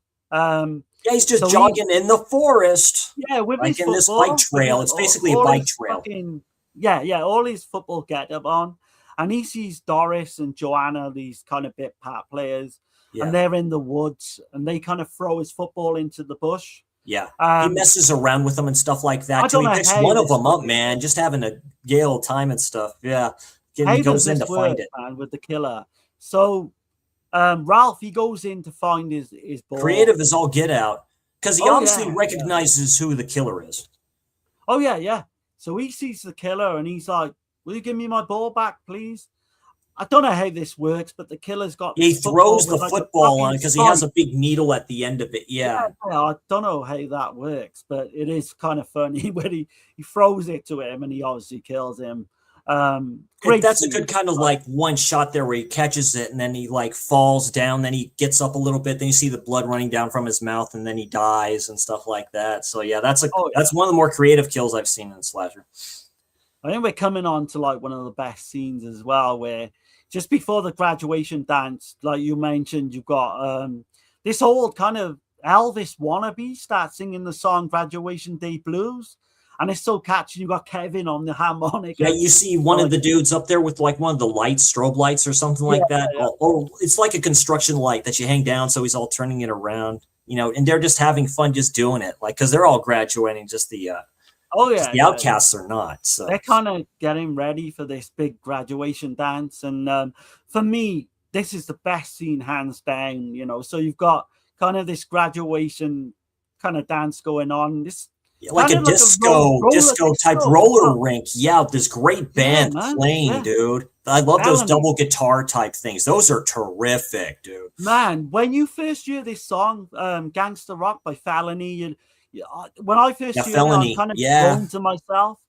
And by the end of this... Yeah, Felony was all good with it because they're in there, right? So it's the song, stuff like that, too. They're like, we'll do it. You'll be fucking singing along with it. Yeah, guaranteed. That's what I love about films like this. They kind of work really well with it. You got Tony does that funny dance as well, doesn't he? Almost like Saturday Night Fever. But when this band's playing this song, and literally it does go on and on and on. You've got Dolores leaves to have sex with her boyfriend in the woods, Tony. You got a great scene where he does a dance and stuff like that, and she just he does. She starts biting his hand and stuff like that. I'm like, oh, she wants a little something, man. She's being like aggressive as all get out. So yeah. So they go off into the woods just outside the school to have sex. He stood up, then he decides he's like going, there's something I have to do first. And she makes that comment, which is pretty good. It's like going, must be nice to be a guy. You can do it wherever you want, do it whenever you want, you can just just do whatever. And that's very true. That's very true. And the killer turns up in this fencing gear again. And if you look closely, you can see who the killer is as well. He has like a sword. He has like a big, big, like a claymore type sword. Which I thought was interesting. He decapitates Tony, and then as he's taking a whiz. There's a great chase scene with Dolores as well through the woods. She ends up getting decapitated too, and he's got the whole stopwatch in hand. I think that whole 8-10 minute sequence is fantastic. I think far the best, because it goes back and forth to the dance and the band going off and whatever that, and it just goes. It kind of like flashes. So if you get seizures, maybe not, and stuff like that, it goes back and forth because you don't see her get killed, but it happens and stuff like that. I think she gets her head chopped off or something like that. She does, yeah. She gets decapitated. But that song, man, Gangster Rock, it's like, it's fucking catchy, man. It's like doing the gangster rock. It works good for slasher films like this too. So I always like that idea. I do as well. So basically, you've got all these kids that just going missing, All the parents are starting to ring up, Mr. Gugliani and saying, look, all these kids were at this disco, this, graduation dance, and they haven't come home the next day. But he's like shrugging it off. He's like, they're probably out having fun or what have you. But they're all these track members in there from the photograph, and they're all getting picked off one by one. You've got a weird scene with Pete on the pole vault as well.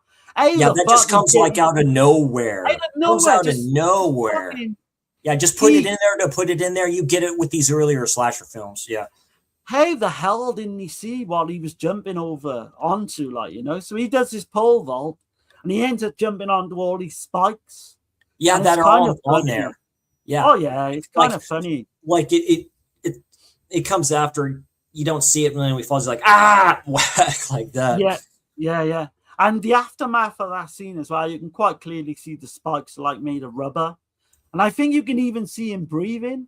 There's a scene that comes into play later where those spikes are still on him, which I find interesting as well. So it worked out. Yeah. Which does play into the ending. Yeah, exactly. Coach Michaels at this stage, then that's when he gets kind of, they pretty much fire him. They say, look, all the negative publicity around Laura's death. That's when they introduce the detective and stuff like that too, because parents are calling. Yeah. The parents are calling about their son didn't come home, their daughter hasn't come home, these people haven't come home, and the principal's like going, dude, leave me alone, dude. Tells Blondie, just halt all my calls. He's getting pissed off, which is quite hilarious. So hand it to them both, man. They act their asses off in here, and you're obviously having fun with it. Obviously they're having fun. Pataki's a great actor to begin with, so you can tell he's probably well liked among everybody there. So it's always cool just seeing him just like going, hey, just do like whatever, just tell him no. He's like going, and stuff like that, dude. That's when the detective introduces himself, just walks in. He's saying, tell you the truth, I hate school, so I want to get this done as soon as possible. So I'm like going, okay, so they're the get off my lawn type of people here. He's got like an anxiety around these high schools and shit. Yeah, because the principal makes a comment of like going, they're all graduating, then they're all going to go off on their own. Welcome to the real world, all this other stuff. So they're probably creating havoc somewhere and all this other stuff. Oh, yeah, and I can relate to that as well because I hated fucking school. So if I'm ever towards the end, you're like going, it's finally kind of done and stuff like that too. Yeah. Now we all have nostalgia for it because it's just kind of cool seeing these schools, seeing slashers done in these schools. This is what slashers were made for. They were made for campsites. They were made for summer camps, and they were made for schools. It just works good in these corridors. It just works. So. It's a perfect setting. Your high schools as well. Like so much different to the UK, man. Like, because you had all the jocks and all that. We never had any of that. Like, do you know what I mean? Well, yeah, because it's football over there. It's cricket over there, right? Like other things. So football into you call it soccer's religion over there for you all. So I get that. But, it's completely different, man. Where yours. From what I can see, I love the old American high school. Obviously, you got the films like Grease. Well, like I say, you have the jocks in their uniforms, in the whatever like that. If you want to go the incel way of saying it, they're Chads and they're Stacys. If you want to be really bad with it, from Revenge from the Nerds, that's where they get that from. You get the popular jocks, and then you get the kind of outcasts. And I guess you kind of get that in the UK. And that's the thing with the ladies in here. They're all likable. They all like the dudes. The dudes all like them. There's nothing too like overly sexualized in here, you can say. Like I say, they're not being that big, being misogynistic other than the dad. Like I say, the dad tries to slap his stepdaughter. Stepdaughter's not having all of it. Like, get the F away from me. And all this other stuff too. So he's like, oh, whatever. That comes into play later too, which I think is quite cool. For the ending specifically, I like a lot. So yeah, I mean, this one's just fun all the way. So this is where it gets interesting for me, this film. So you got Doris and Joanne. They see Sally's corpse, and it's pretty much stuffed in one of the lockers. Yeah, they all go out there all like going, the scene that goes on forever when Christopher George's character is there. Christopher George's character happens to be in the vicinity at the time, and they're all like, it's him, he's the killer, and he fucking goes running off. That's when It's Kevin so comes funny, in there. man. That's when Kevin comes in there. He Yeah, tells yeah. them to get out of here, and they automatically start having a fight. You're wondering, oh, what the hell's going on here? Christopher Jordan, is man, fucking he brilliant. can Why end did up. He Christopher kicks this George- kid's ass. Yeah. Why did Christopher George's character just run as if he's like, as if I know is he the did. killer? Like, oh, he's guilty. He's like that. He stops. He's like that. Just it's brilliant, man. It's so funny. There is a scene between the detective and the wannabe doing stuff like that too. He gives the paperwork and stuff like that. What if I can't find him or anything like that? He says, then write it down, write a report, and stuff like that too. It's like he finds Halliday, the detective. He finds all the cross-out photos, doesn't he? He does find the cross-out photos because he talks to Coach Michaels. That's when Coach Michaels says he's basically fired, couldn't get it done and stuff like that. As Michaels is packing up his stuff, you see the gloves, you see the stopwatch as well. And you see him putting it in here. That's red herring. They put that in everything. This is an early one, though. So it's like going, okay, I see what you're trying to do. You're trying to mind F us. You're trying to, just say whatever. Then you have that scene right there. They're like, basically, when Annie is there, and when Annie's there, she says, somebody cover the body, please. It's like, what do I use? And stuff like that. Towel, something like that, So she fucking hates the coach as well. She thinks the coach is the killer. Yeah, because Kevin goes after him, so Kevin's automatically they go chasing him through the woods, don't they? He chases the coach through the woods. And that's where you get the great scene where he's almost like the final dude in here because he sees that kill, then he sees the dead football player. Ralph, the dead football. The dead football player. But Kevin, the fucking guy, just admits to being the killer out of fucking nowhere. He says about those, like going, it took 30 seconds for her to die. So why did he admit to doing the killing at that point? Because they thought it was the coach, and he could have quite easily just. I have to admit, that's what I like about this, because you don't know. You're the only one the audience is the only one that knows, but she doesn't, and the detective doesn't, because they're out here, whatever, like that. There's a scuffle and stuff like that too. Like I say, Coach Michaels kicks this dude's ass.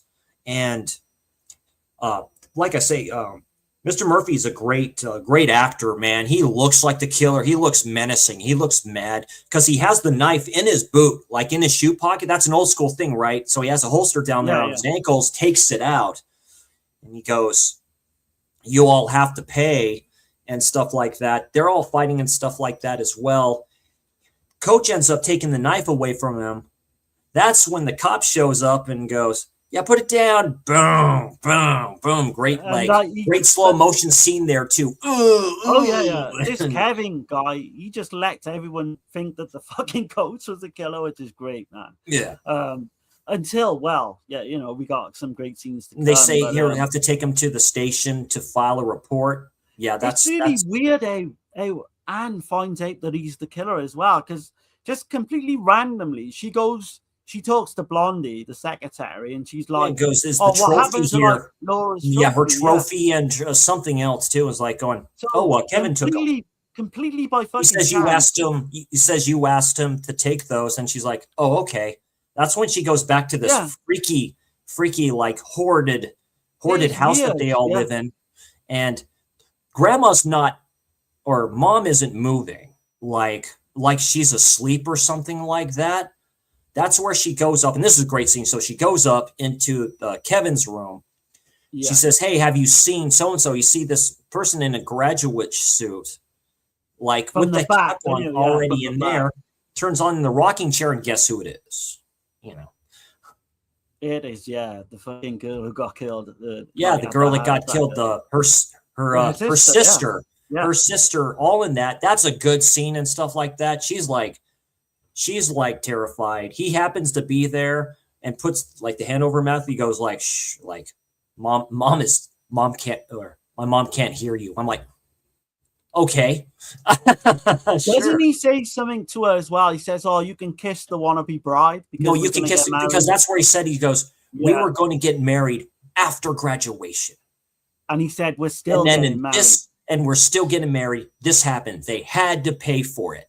It's a typical Friday the 13th trope. They had to pay. They're the reason. So basically every 30 seconds, that took her to die. That's how long it took her to die, because you pushed and you pushed and you pushed. And why why she didn't do it and stuff like that. Says you're just like the rest of them.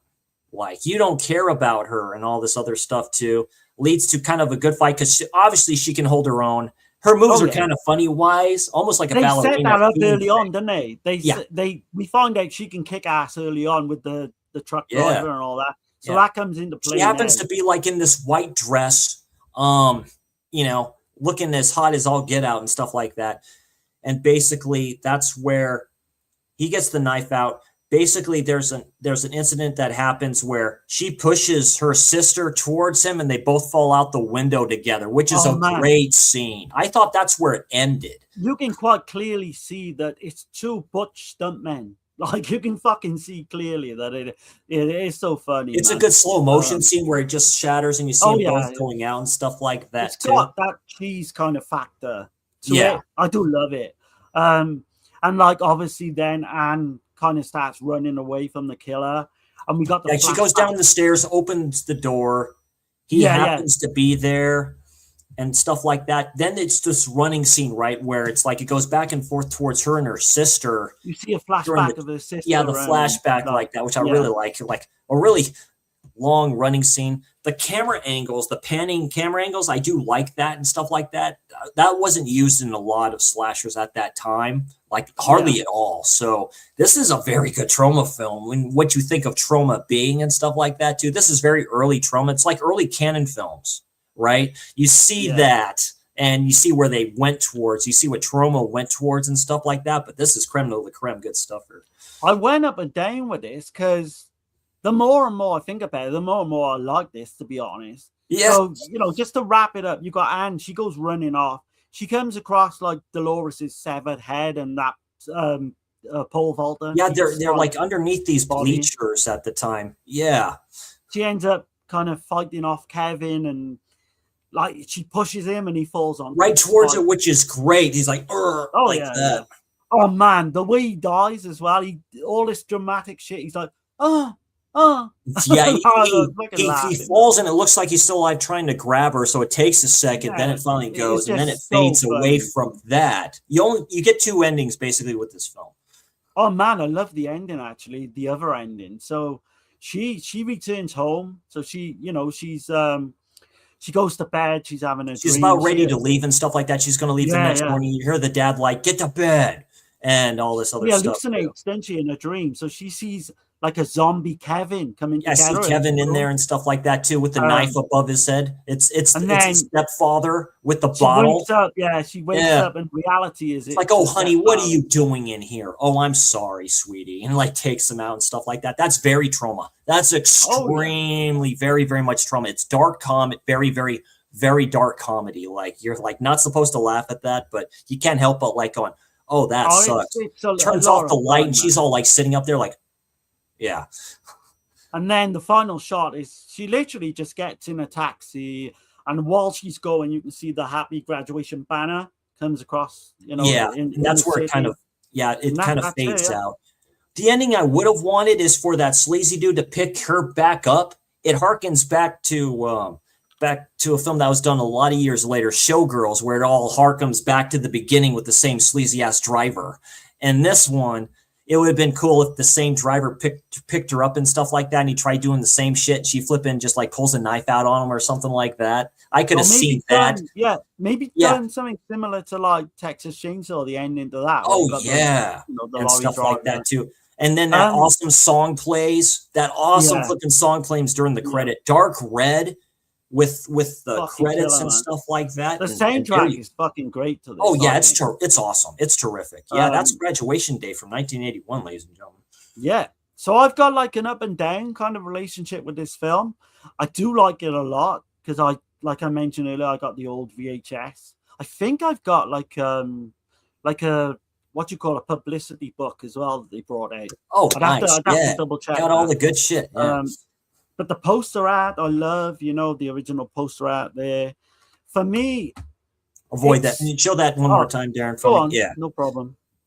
And that's, I take it, Linnea Quigley's kind of character. Yeah, that's the one with the axe there on the side of the head. Looks like a mirror. I like it a lot. I'm gonna give it a very strong kind of 6.5 out of 10. It could. on another day be a 7. It could on another day be a 5. You know, I'm always kind of up and down with this one, but at the moment I'm at a really good place with it. I like it a lot. I do. Me too.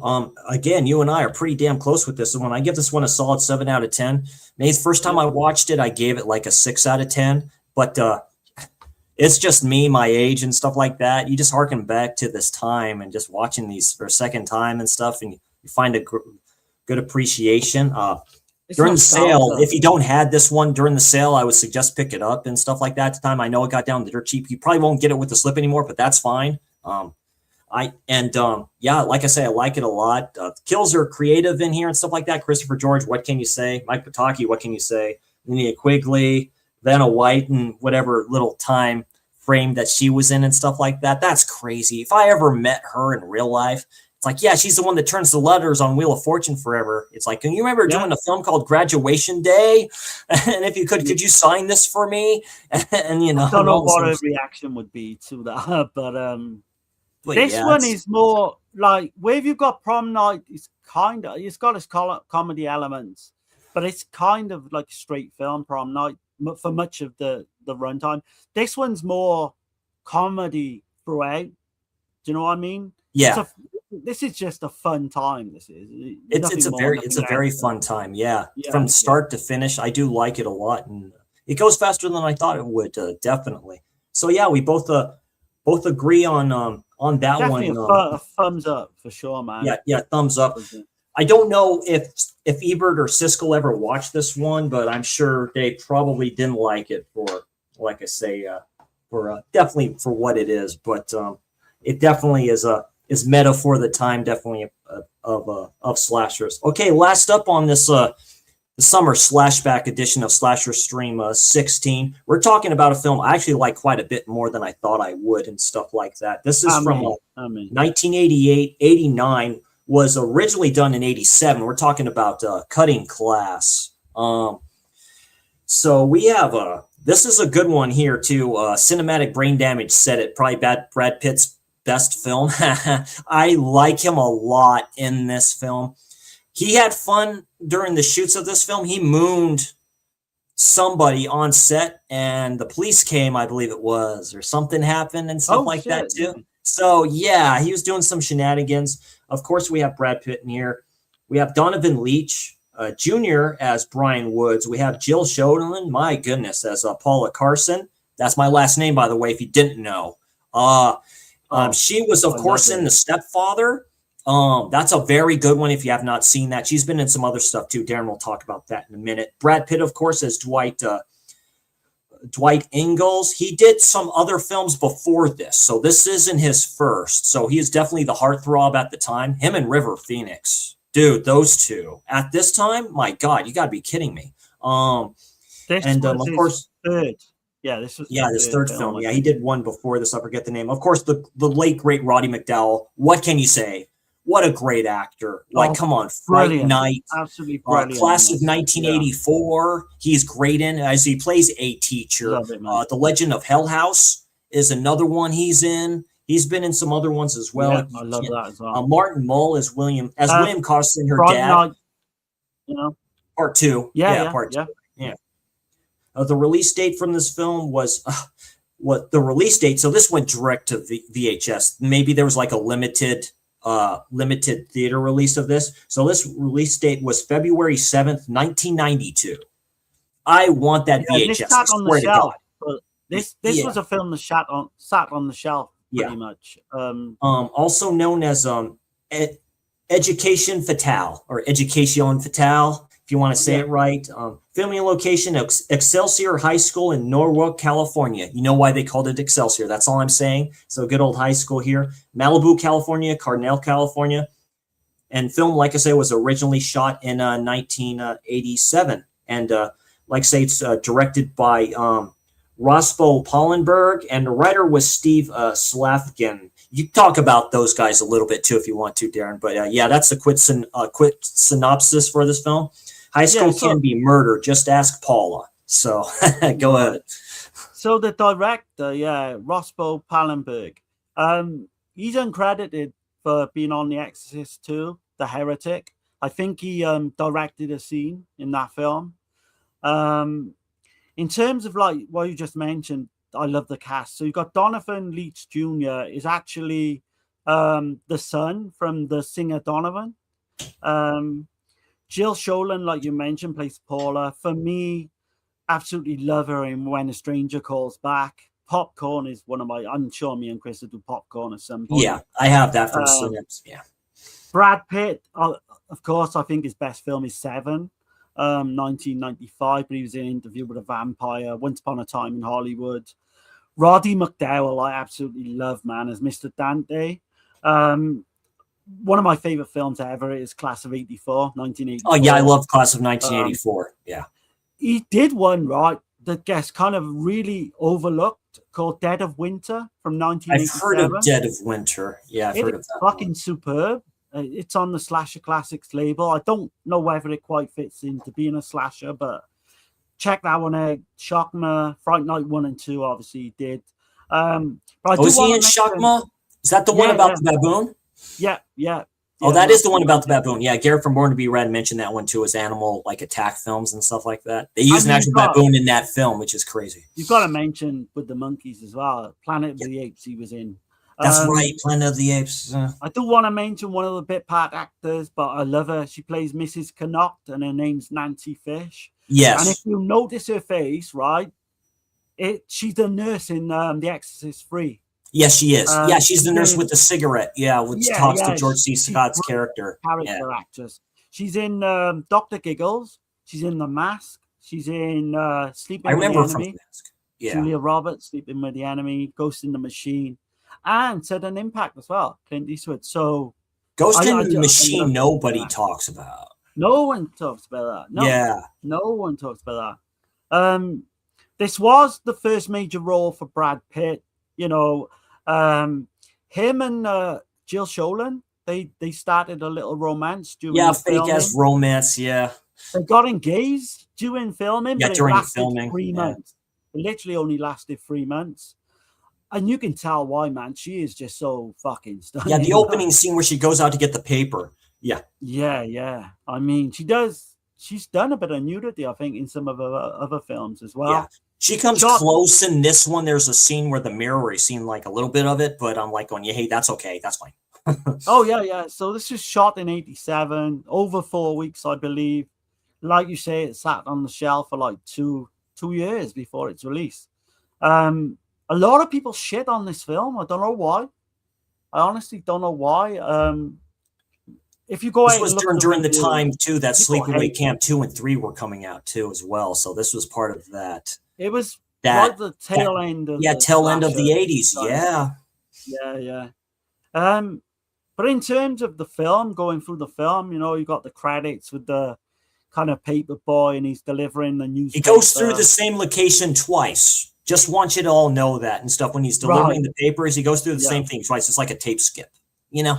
And of course, you know, he delivers the newspaper to Bill Carson, and he's going on like a hunting trip. That is weird. The whole thing. Yeah, because he plays a prosecutor. That's when the daughter tells him, "It's like, Daddy, you have to get away and stuff like that. Just make sure you study and no cutting class or whatever like that." With her jock boyfriend, or he's a basketball player played by Brad Pitt and stuff like that too. Dwight Ingalls. And the headline on the newspaper early on is boy is released from jail, you know, or prison or whatever it is. Yeah. But that comes into play, obviously, as the film goes on. It's weird, man, because he goes out on this kind of camping trip or whatever it is. Yeah, he's duck hunting and stuff. He goes into this ammunition. Well, it's like a tackle shop and stuff like that too. Yeah, it's weird. It's badass, like it's basically badass 80s music plays throughout this bad boy. And he says, "Got good mallards out here," or something like that too, and stuff like that, and get some. So you need this ammunition, right? Yeah, and okay, you know, and they just get him on his way. That's where you see a bow and arrow hit him from somewhere and stuff like that, which is a great start to this. Out of nowhere, this is a great start to this. As the whole thing from them going to school and starting. First off, this film is very meta to me. I do like it by how lighthearted it is. I've grown to like dark comedy. Kal-El Daly and stuff like that, who's a big slasher fan as I am as well. You know, he mentions like that too. It's like going, the director, a lot of these directors saw where the wind was blowing. So, you know, and just to see people like Brad Pitt in films like this when he's young, and he acts, of course, he acts his ass off in this and stuff like that. He's a very good looking dude. Of course he is. Dude's a sex symbol, for God's sake. And, you know, so it was good.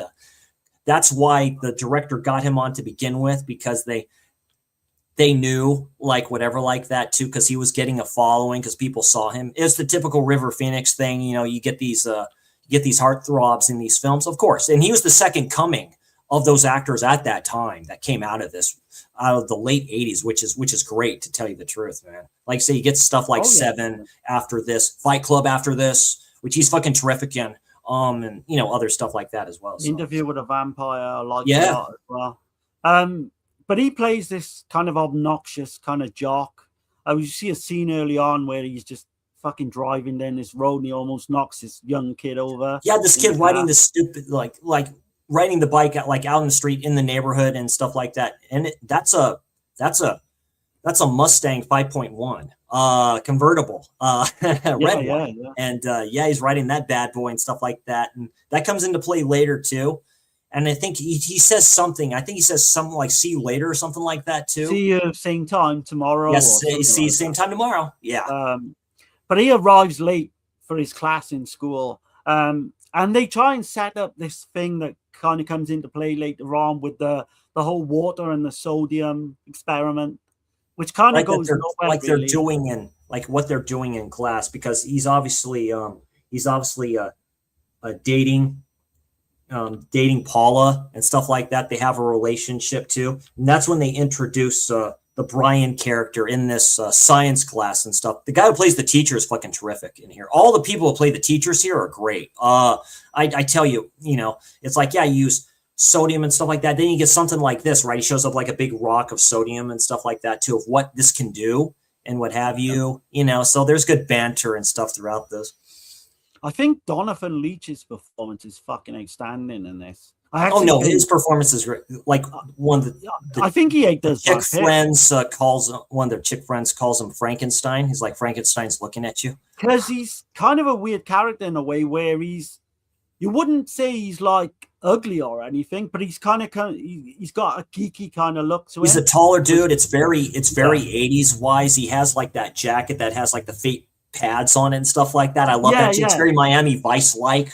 And you can see why Paula is attracted, because early on she's really attracted to this guy. Well, they're all like in gym class or whatever like that, climbing the ropes, and he's starting ready to climb the ropes, and this piece of shit gym teacher, this out of shape, receding hair like yours truly gym teacher and stuff like that, because Dwight's character messes with the rope. He falls, like burns his hands. Okay, you give me push-ups now, and all this other stuff as well.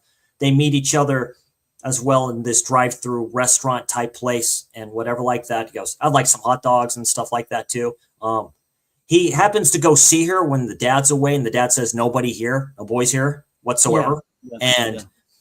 You know, it's like a relationship. She's like, no, I have to study and all this other stuff too. And, you know, Brad's not coming on too strong. Dwight's not coming on so strong. So you see the relationship is actually pretty good because he understands. He's like, going, okay, that's fine.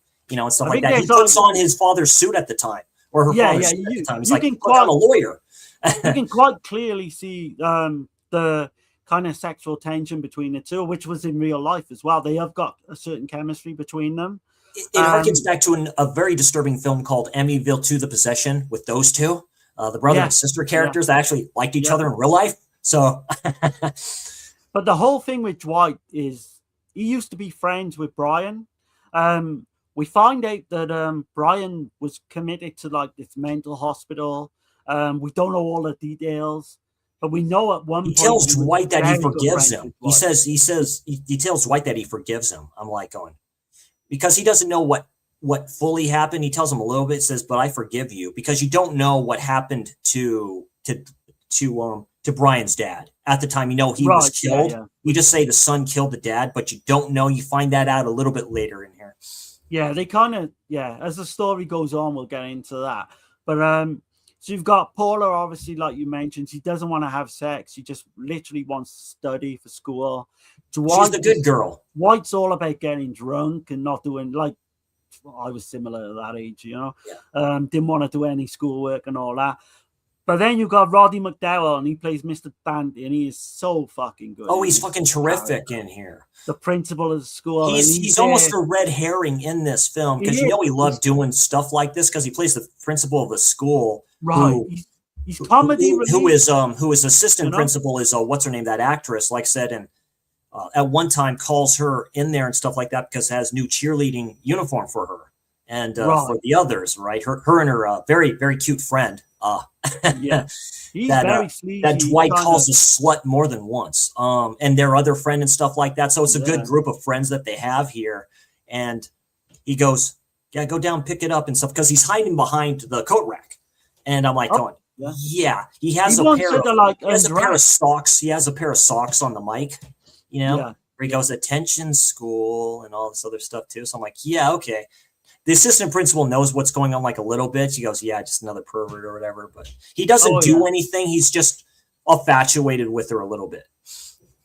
Oh, yeah. I mean, gets at the bend over, and that's kind of a funny scene as well. That's terrific. She's pretty much, so Paula ends up going to, like, where she's going to be like an art model in this art class.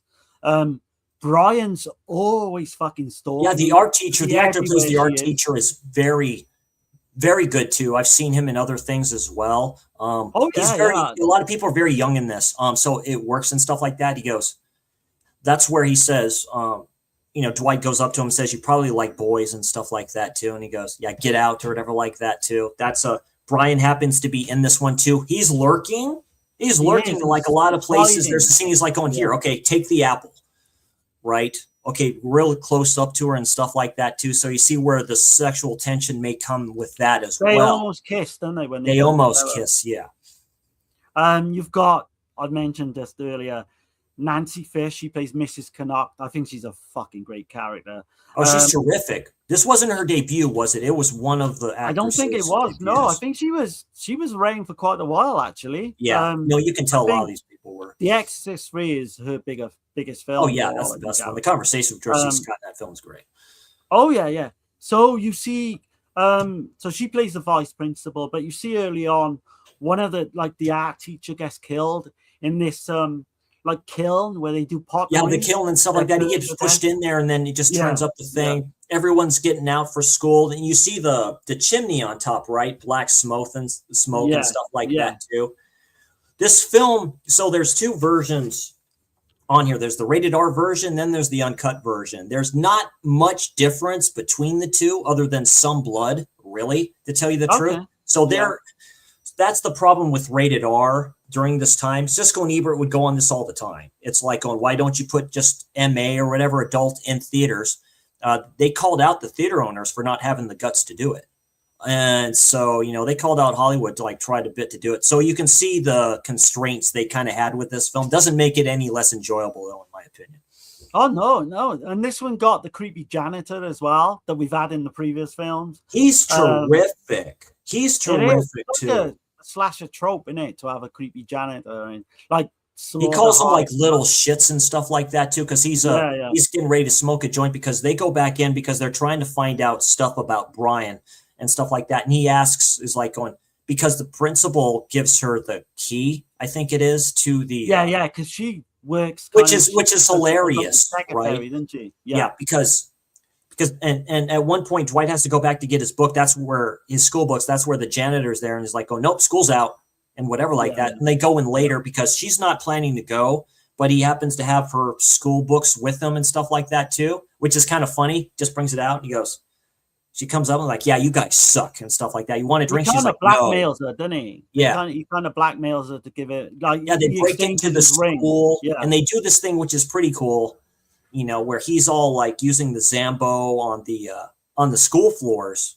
I love school settings at night. They work great in horror films. They just do. And that's where they go into the files and find out files on all of them, really. Yeah. She's like, "Oh, look," the one blonde's like, "Oh, look, here's my file," and stuff. And they find the file on Brian. And that's when Dwight's all like, "Oh, he was shock treatment," which they used to do. They used to do it. Was banned. It was banned quite a few years back. It's been over 20 years and stuff like that as well. But don't they mention Brian was like a cannibal as well? I don't know where they got that from. Like shock treatment many times is like, man, they messed this kid up. But you find out a little bit of the relationship between Dwight and Brian. They were very good friends. They say that during the scene where he gets her the hot dog and stuff like that, and Dwight tells him, no, just stay away from me. We'll stay away from you. And it's just all good. I thought maybe some bad shit was going to happen there in that scene. They didn't do that. They didn't pull that trigger on that. That would have been better for me. I don't know if you picked up on a scene later on, which we'll come into, where they're under a car. Yes. And it is implied. Yes. It is implied that where you taught me how to do these breaks. Don't you remember? He's like going, you remember when we were doing this in class? But he actually references the homosexual act. It's definitely a red herring. That's where he says, you know what, I'd forgive you and stuff like that too. And Dwight's not having it. So he says, just stay away and stuff like that. Just stay away. And all this other stuff too. You find out that Dwight's a basketball player. His father's a piece of shit. Basically, because there's a point where this basketball game is going on, and this recruiter is there, and like, where is he? And he's just having fun with his girlfriend in the car and stuff like that as well. So with Paula, and that's when their friend, she brings the dad and him out and stuff like that. There they are and stuff like that. And he basically goes, "You slut, I hate you," and stuff like that too, where he's off during the game and all this other stuff too. And the father is pissed. The father is extremely pissed. And that's where he leaves. And that's where we get some interesting stuff going on. Yeah, because he wants him to literally get a scholarship, and you got the basketball kind of scout. And while all this is going on, we keep going back to the father in the fucking swamp. Like because you find out he's still alive. You find out he's still alive. He's continuously walking towards home, basically throughout this film, which I think is very cool. Harkens back, and their chick friend and stuff like that too, where they're all changing into their cheerleader stuff and stuff like that when they're doing their cheers. She's like, "Yeah, I'm not going to wear any panties." So you see, there's a kill that references that Thanksgiving would later reference, which is terrific. And Thanksgiving did this kill better. We'll get to that. But where she's just doing that, she does her tears and you see a little something underneath their skirt, and you see the younger kids in there like, whoa, you see that? She don't give two shits. She's out there just conversation with her friend, with I think Paula, Mr. Dante's like watching as well, isn't he? He's watching from a side. Yeah, like I say, Brian's there. He happens to appear for a second, right? He's like turning after the whole event with Dwight and his dad happens. And then he disappears. And then like he basically sits back down. So basically the chick's boyfriend drags her. It's like, oh, it's Dwight and stuff like that too. He's like, oh, here I go. Or here we go, and like here he goes and stuff like that too, where they're just underneath the bleachers while everyone's cheering and all this other stuff too. Yeah, that's where you see the boyfriend get his throat slit, which is good. So with the unrated version, you see blood. With the R-rated version, you don't. You see like something, but it's a cool scene anyway to see the knife just go like that and stuff like that, and then as all this cheering is going around, and Paul is just like oblivious to it. Yeah. You see the hands which is very good, trying to reach out, and then that's just basically it where it ends. Because he blows because he ends up fighting in the basketball court, and he blows. Yeah, he blows his opportunity for whatever like that. He mentions later it's like looks like I'm going to have to learn, math and stuff like that too to get an actual degree, so I can actually go to college and do something else. So it's like whatever like that. He just kind of blows that off. And in general. Yeah.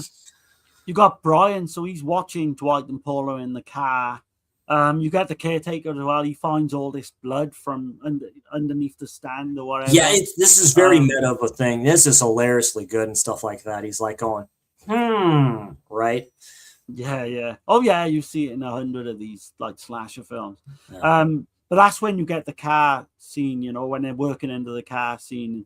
And it is hinted that they had a gay encounter, and it is actually there if you watch it, which is kind of weird. Paula's dad, he's still running around this fucking swamp. They're starting to look for him. The so dogs good. are out and stuff like that too. One of the dogs finds him and he's trying to scream for help, but the dog keeps on barking. He's like, help, help, because he can't do it. Oh, yeah. You got at the moment, which I find very interesting considering the ending of this film. Like Dwight and Brian, they end up both getting, or get suspended, I think. Certainly Brian does, because he ends up saying to Mrs. Canuck, I'd rather suck donkey dick. Yeah, I'd rather suck, yeah. She's like, you're because they have a fight and stuff like that as well and stuff, so they both get taken into like whatever. That's when Paula comes up Paula comes up to Brian as Dwight's in talking to the principal's assistant and whatever like that, and Dwight just walks away. She follows him. That's when he goes in there and she tells him like, yeah, whatever like that, and that just ends that thing. Says you're suspended. So, you know. Oh, that's right. I don't think Dwight's suspended, is he? He can carry on. No, he just like whatever like that. Because the PE teacher basically goes up to him and says and stuff like that, says, I want to see you here in uniform at this time. And all this other shit like that. And he basically tells him to F off like multiple times. You got the great kill then of Mrs. Canuck. She's using the photocopier. Yeah. And she's, brilliant is the way they do it. As she's getting killed, the photocopier. That's the first time. It's when that one dude goes in there to Photoshop the paperwork that they found in the, because they're photoshopping it, to get copies so they can put the stuff actually back because they're not going to take it so they can remember it. So you see that in there too, which is a cool, like typical dark, like neon types looking scene. And you get obviously they capture her death on camera, but we see Dwight's ring is in the picture, and we all think it's him, the killer, and Paula even thinks it's her boyfriend, like who's the killer, because she goes running off and she's like locking all the doors. It's like that when everyone sees her and it's like that she's dead and stuff like that. That's when you see Brian. It's like going, he did it, he killed her, and you see this trippy scene where he's like running and stuff. It's a typical 80s trope and stuff like that. And Brad would do something my half brother would do. And basically he's trying to hop over everybody, trying to find out where he's at and stuff like that too. And you realize he's like on the run. So I'll tell you what's funny as well. So I don't know how old these characters are supposed to be, but Brian rides a fucking chopper bike. And he rides a chopper bike. I remember having one of them when I was like 9. Those are great. Yeah. But he's like, I don't know, 18 or whatever in this, 17. And he's riding a fucking chopper. It's so funny, man. There's at the time when Paula's in the house and going through her father's library, and she comes across a tape recorder recording her dad saying Brian deserves to be in prison for the rest of his life. They should give him the electric chair. The guy's a piece of shit and all this other stuff in so many words. So like we find out that Brian killed his father literally by cutting the father's brakes on his car. And then there's a backstory to that. The father was like really abusive, and to the he said he was a piece of shit, but I would never kill him. Because she ends up getting into her house and stuff like that too. She's like washing her hair in the bathtub, right? Right. And I can see that. I can see why you do that. Like you wash that, then you go into the bathtub, then you can just clean the rest of yourself out, specifically if you have long hair. So I get that. At first I didn't. I'm like, that works. It works in this context, I think. Yeah, and that's when he finds her. He spots her because he ends up in the house and stuff like that. She's all covered up like this and stuff like that too, and says, well, you think I did it and stuff like that. It's like, what do you want from me and all this stuff too. So there's a sexual tension scene between the two. He gives her a robe and stuff like that. As she turns the mirror to put the robe on, you see like a little bit. I know they didn't intend to do that, but I'm like, oh. So you see like a little bit of that. She's gorgeous to begin with anyway. But you see her naked in the shower in the stepfather anyway. Yeah. So she's not, she's not entirely like whatever like that. That's where he kind of tells his story, like you say, about his dad, and basically Dwight taught him how to do the brakes. Taught him how to do the brakes, but he says it wasn't me that did that. That was him. He's insinuating that it was Dwight that cut the brakes. He's like going, we have to find him because he's on the run right now, because everyone thinks, to your point, that Dwight's the killer. And so he gives Paula the knife or the scissors or whatever, and he says, look, if you think do it. If you think I'm the killer, just kill me and stuff like that. That's a test, by the way. It is like I say, this film is very meta. That's a test. Dwight calls on the phone, one of the payphones and stuff like that too, because he knows he's all in trouble. drunk and shit, isn't he? Yeah, he's all drunk. He shows up first and he goes, yeah, I better just leave and stuff like that too. And that's where, you know, he gets called in the next morning by like the gym PE coach to like, okay, like, oh man, that's a great scene. Get ready. Yeah. There's a scene where as he walks away, he's taking you know, bow and arrow, right? He points it at him. Then he just turns and goes, that. He goes, yeah, whatever. And he's getting ready just to get his gear on. Yeah. Yeah, Dwight goes off in a huff, then he starts kicking the doors in. But we see this fucking big. He kicks the flag too. The flag that's there. And that comes to play this. Don't they like Yankle Doodle, you know, then the Americans? Yes, they do. So basically, while he's gone, it ends up with this dude. Well, at this point, basically, Brian and Paula end up going back to the school. They end up going back there to get to Dwight because they know kind of stuff is going on here. Yeah. And this is as the PE teacher is bouncing on this trampoline. And I'm like going, oh. It's so funny, man. It's hilarious considering. So the killer gets the flagpole, right? And it's a trippy scene. You can't get that all the way underneath the trampoline. It's impossible. No, it's probably impossible to do. Yeah, it's impossible, but it's a kind of a good scene. You see the flag waving underneath the trampoline, and all of a sudden you see the thing like poke up and stuff like that, and he lands on it. And it's a good scene from the bottom of the trampoline, right, where you just see that. Yeah. The difference between those two scenes in the rated R and the uncut version is he twitches a little bit before he dies. Okay. We know Eli Roth saw that and said, yeah, definitely. And that in Thanksgiving is better than this one.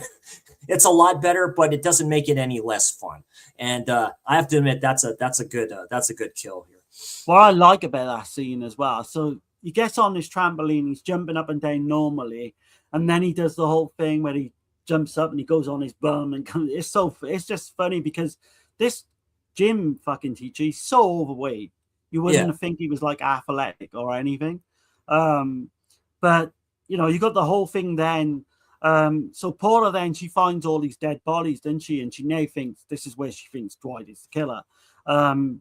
The killer leaves like a question on a blackboard for Paula and her teacher, like a maths teacher. And he's like, pick a door, 1 or 2. Right. It comes up to the point where she's in one of the places and she sees Dwight come up to the door and stuff like that too. So she thinks he's the killer. That's when, because they lose track because the janitor catches Brian, right? He takes the mop and he uses it as a weapon to pin him down. That's the last you kind of see of that one. So he's like pre-deterred at the moment. And then the math teacher, great actor too. Like I say, I forget his name. They end up going into this room, like going, he's after me. Okay. And they're trying to, and there's this music playing on the intercom. The killer goes up and I'm thinking it's the principal, right? Because the killer goes up, takes the sock off of the, of the microphone, right? And these music is playing in different spots, but then you see the equation. What is it? If the train leaves at 1 and then it's between like 1 and 3 or something like that. Cause there's 2 doors. Like, was it 1 and 2 or something like that? I got it wrong. I thought it was 2. I got it wrong. I thought it was 2. Yeah. It's it's pretty much basically like the time difference is by an hour. Yeah, by an hour, duh. Yeah. I always wondered, this might be a bit of a stretch, but I always wondered whether James Wan from Saw saw that. Yeah. Like I say, this film is very meta, dude. It's extremely meta. It's insane. That's probably why I like it so much. Yeah, basically he says it's 2. It's been 2 and stuff like that too. It's like, you're a math teacher. Like, just do it. That's when he gets hit with the axe. And that's the same thing with the unrated cut and the rated R cut. You don't see the extended scene, him with the axe in him. He turns, he's like, like gone. That's where you find out that, it's Dwight. So it's not Dwight, but it's I fooled you there. It's actually Brian. So it's Brian. I did not think it would be him. So, like, spoiler here, but it's Brian. I'm like, whoa, what the fuck? The first half of this film is making you believe that this Brian is probably the killer, and he's kind of like, like a stalker type, with all the background of like, the brain kind of treatment, shock treatment.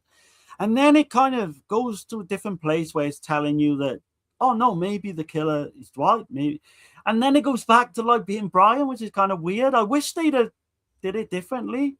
You know, where he basically says, and he makes he does a saying. He says, "What I killed in," he's like, "I've killed in the past. You know, I've killed during the present, and I'll kill during the future."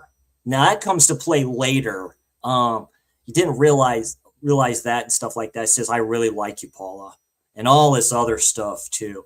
It ends up turning like really good. That's when Dwight shows up, and that's a great chase scene between the two, which they end up in the chop shop, as I call it, and stuff like that. Go ahead, Darren. You can lead us off here at this ending. So yeah, you got the whole trick as well with the sodium. So like, yeah, it says it doesn't work. That's just a rock.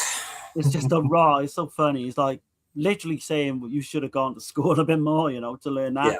But Brian corners him in this metal room. We used to call it a metal room in school. Yeah.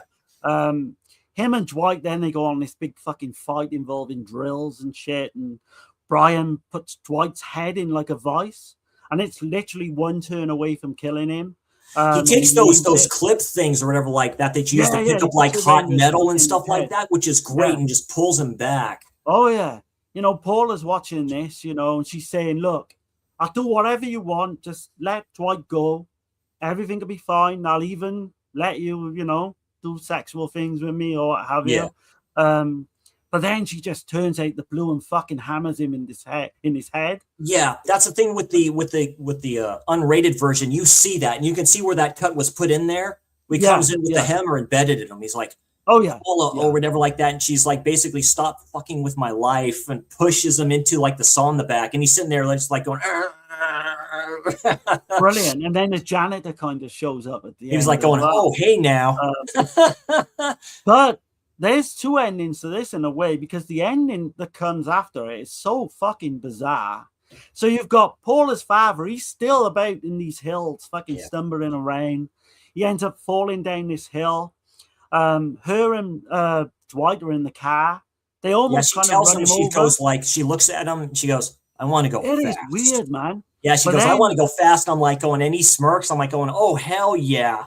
They start going and swerving and stuff, and sure enough, there's her dad, William. Find out that Brian's like cut the brakes on the car, and like he manages at the perfect time and like turned it. Yeah, he manages to like Fast and Furious and shit. Yeah, and then completely out of fucking nowhere, he tells Paula, shouldn't you be in school? You're not cutting class. You better not be cutting class. When she smirks and it ends. Fucking terrific. I mean, it's bizarre, the ending. I will say that. It is so much fun. One thing I forgot, there's like I say, stuff in this film. Also, Jack's Back. It kind of reminds me of Jack's Back with David Spader. That's a good one too. If you haven't seen that one, that's kind of a hidden gem. Jack the Ripper style, yeah. Yeah, Jack the Ripper type one. It's kind of like a whodunit here. You're kind of like going, oh, okay. And there's dark comedy in that one too, even though there's not supposed to be. I see Garrett's in the chat. Yeah, he is the Rad King. I'd like to say, yeah, thank you very much, my friend. Really appreciate it. He's always big on the community, and I really appreciate that. Thanks for coming. I see. Cheers, man. Appreciate you. Yeah, absolutely. It's good to see you always as well, Cal. You know, we're talking about you. Absolutely. What's up, man? So, yeah. So, all saying hi to each other. So, Darren, go ahead. What's your thoughts on this film? I like this one a lot. I probably like it more than most. Yeah. For me, at one point, I thought this was going to be my second best of the three. It's kind of, I don't want to say it's the worst because I enjoy it. Like, cut a long story short, I would say this is kind of like a 6.5 out of 10. Oh my God. Yeah, we're very similar to this shit. It could very much go to 7, you know, I will say that. Yeah. I like it. I like it a lot. I like this more. You know, like I say, I've seen this for the first time. This is a great release, but like I say, it's a port from Vinegar Syndrome. Like a lot of the stuff that's on here, which is fine. Not a lot of special features on here. A quick one about this one, Graduation Day. It also has a commentary from Justin from Hysteria Lives as well. So I love that guy. I think this one might have it from him too. Cutting Class has got a commentary from the Hysteria Lives as well. Yeah, so it has a commentary as well. Boy, you and I think alike on this one too. excuse me, 6.5 out of 10. I originally gave it. I'll give it a solid 7. I like this one. I think that's where I'm going as well. More than I thought I would. Like I said, I'm glad Cal's here in the chat. Like I do like dark comedy if done right in slashers like this. It does work. I have not seen Killer Party yet, so I know that's very good with the tropes with that. I know that's very big with the tropes with that as well. But like I say, it's a good solid out of 10. I do like it quite a bit. Like I said, it was a lost VHS title for a while, just straight to that. Just like Sleepaway Camp 2 and 3, right? You didn't see a lot of these. You know, that's why I love this community with people like Garrett, people like Cal, people like, you know, Russell, JT, you know, Mike from Synth Side, like all these great people, Dan, you know, you and Dirk and all this stuff too, just introducing me to these very good slashers, man. If you're a fan, like I am and Darren is, this is one to pick up. I highly suggest this. I really do. It's a good one that fell through the track. Like I say, it was originally shot in 87, so that's about right. So this was done around the same time as Friday the 13th Part 7, New Blood, you know, and films like Sleepaway Camp sequels. Slaughter High, you know, when that kind of Return to Horror High, which is a great one as well. Very good. We've covered that one. There's still quite a few, I think, high school horrors we can do in the future. Definitely.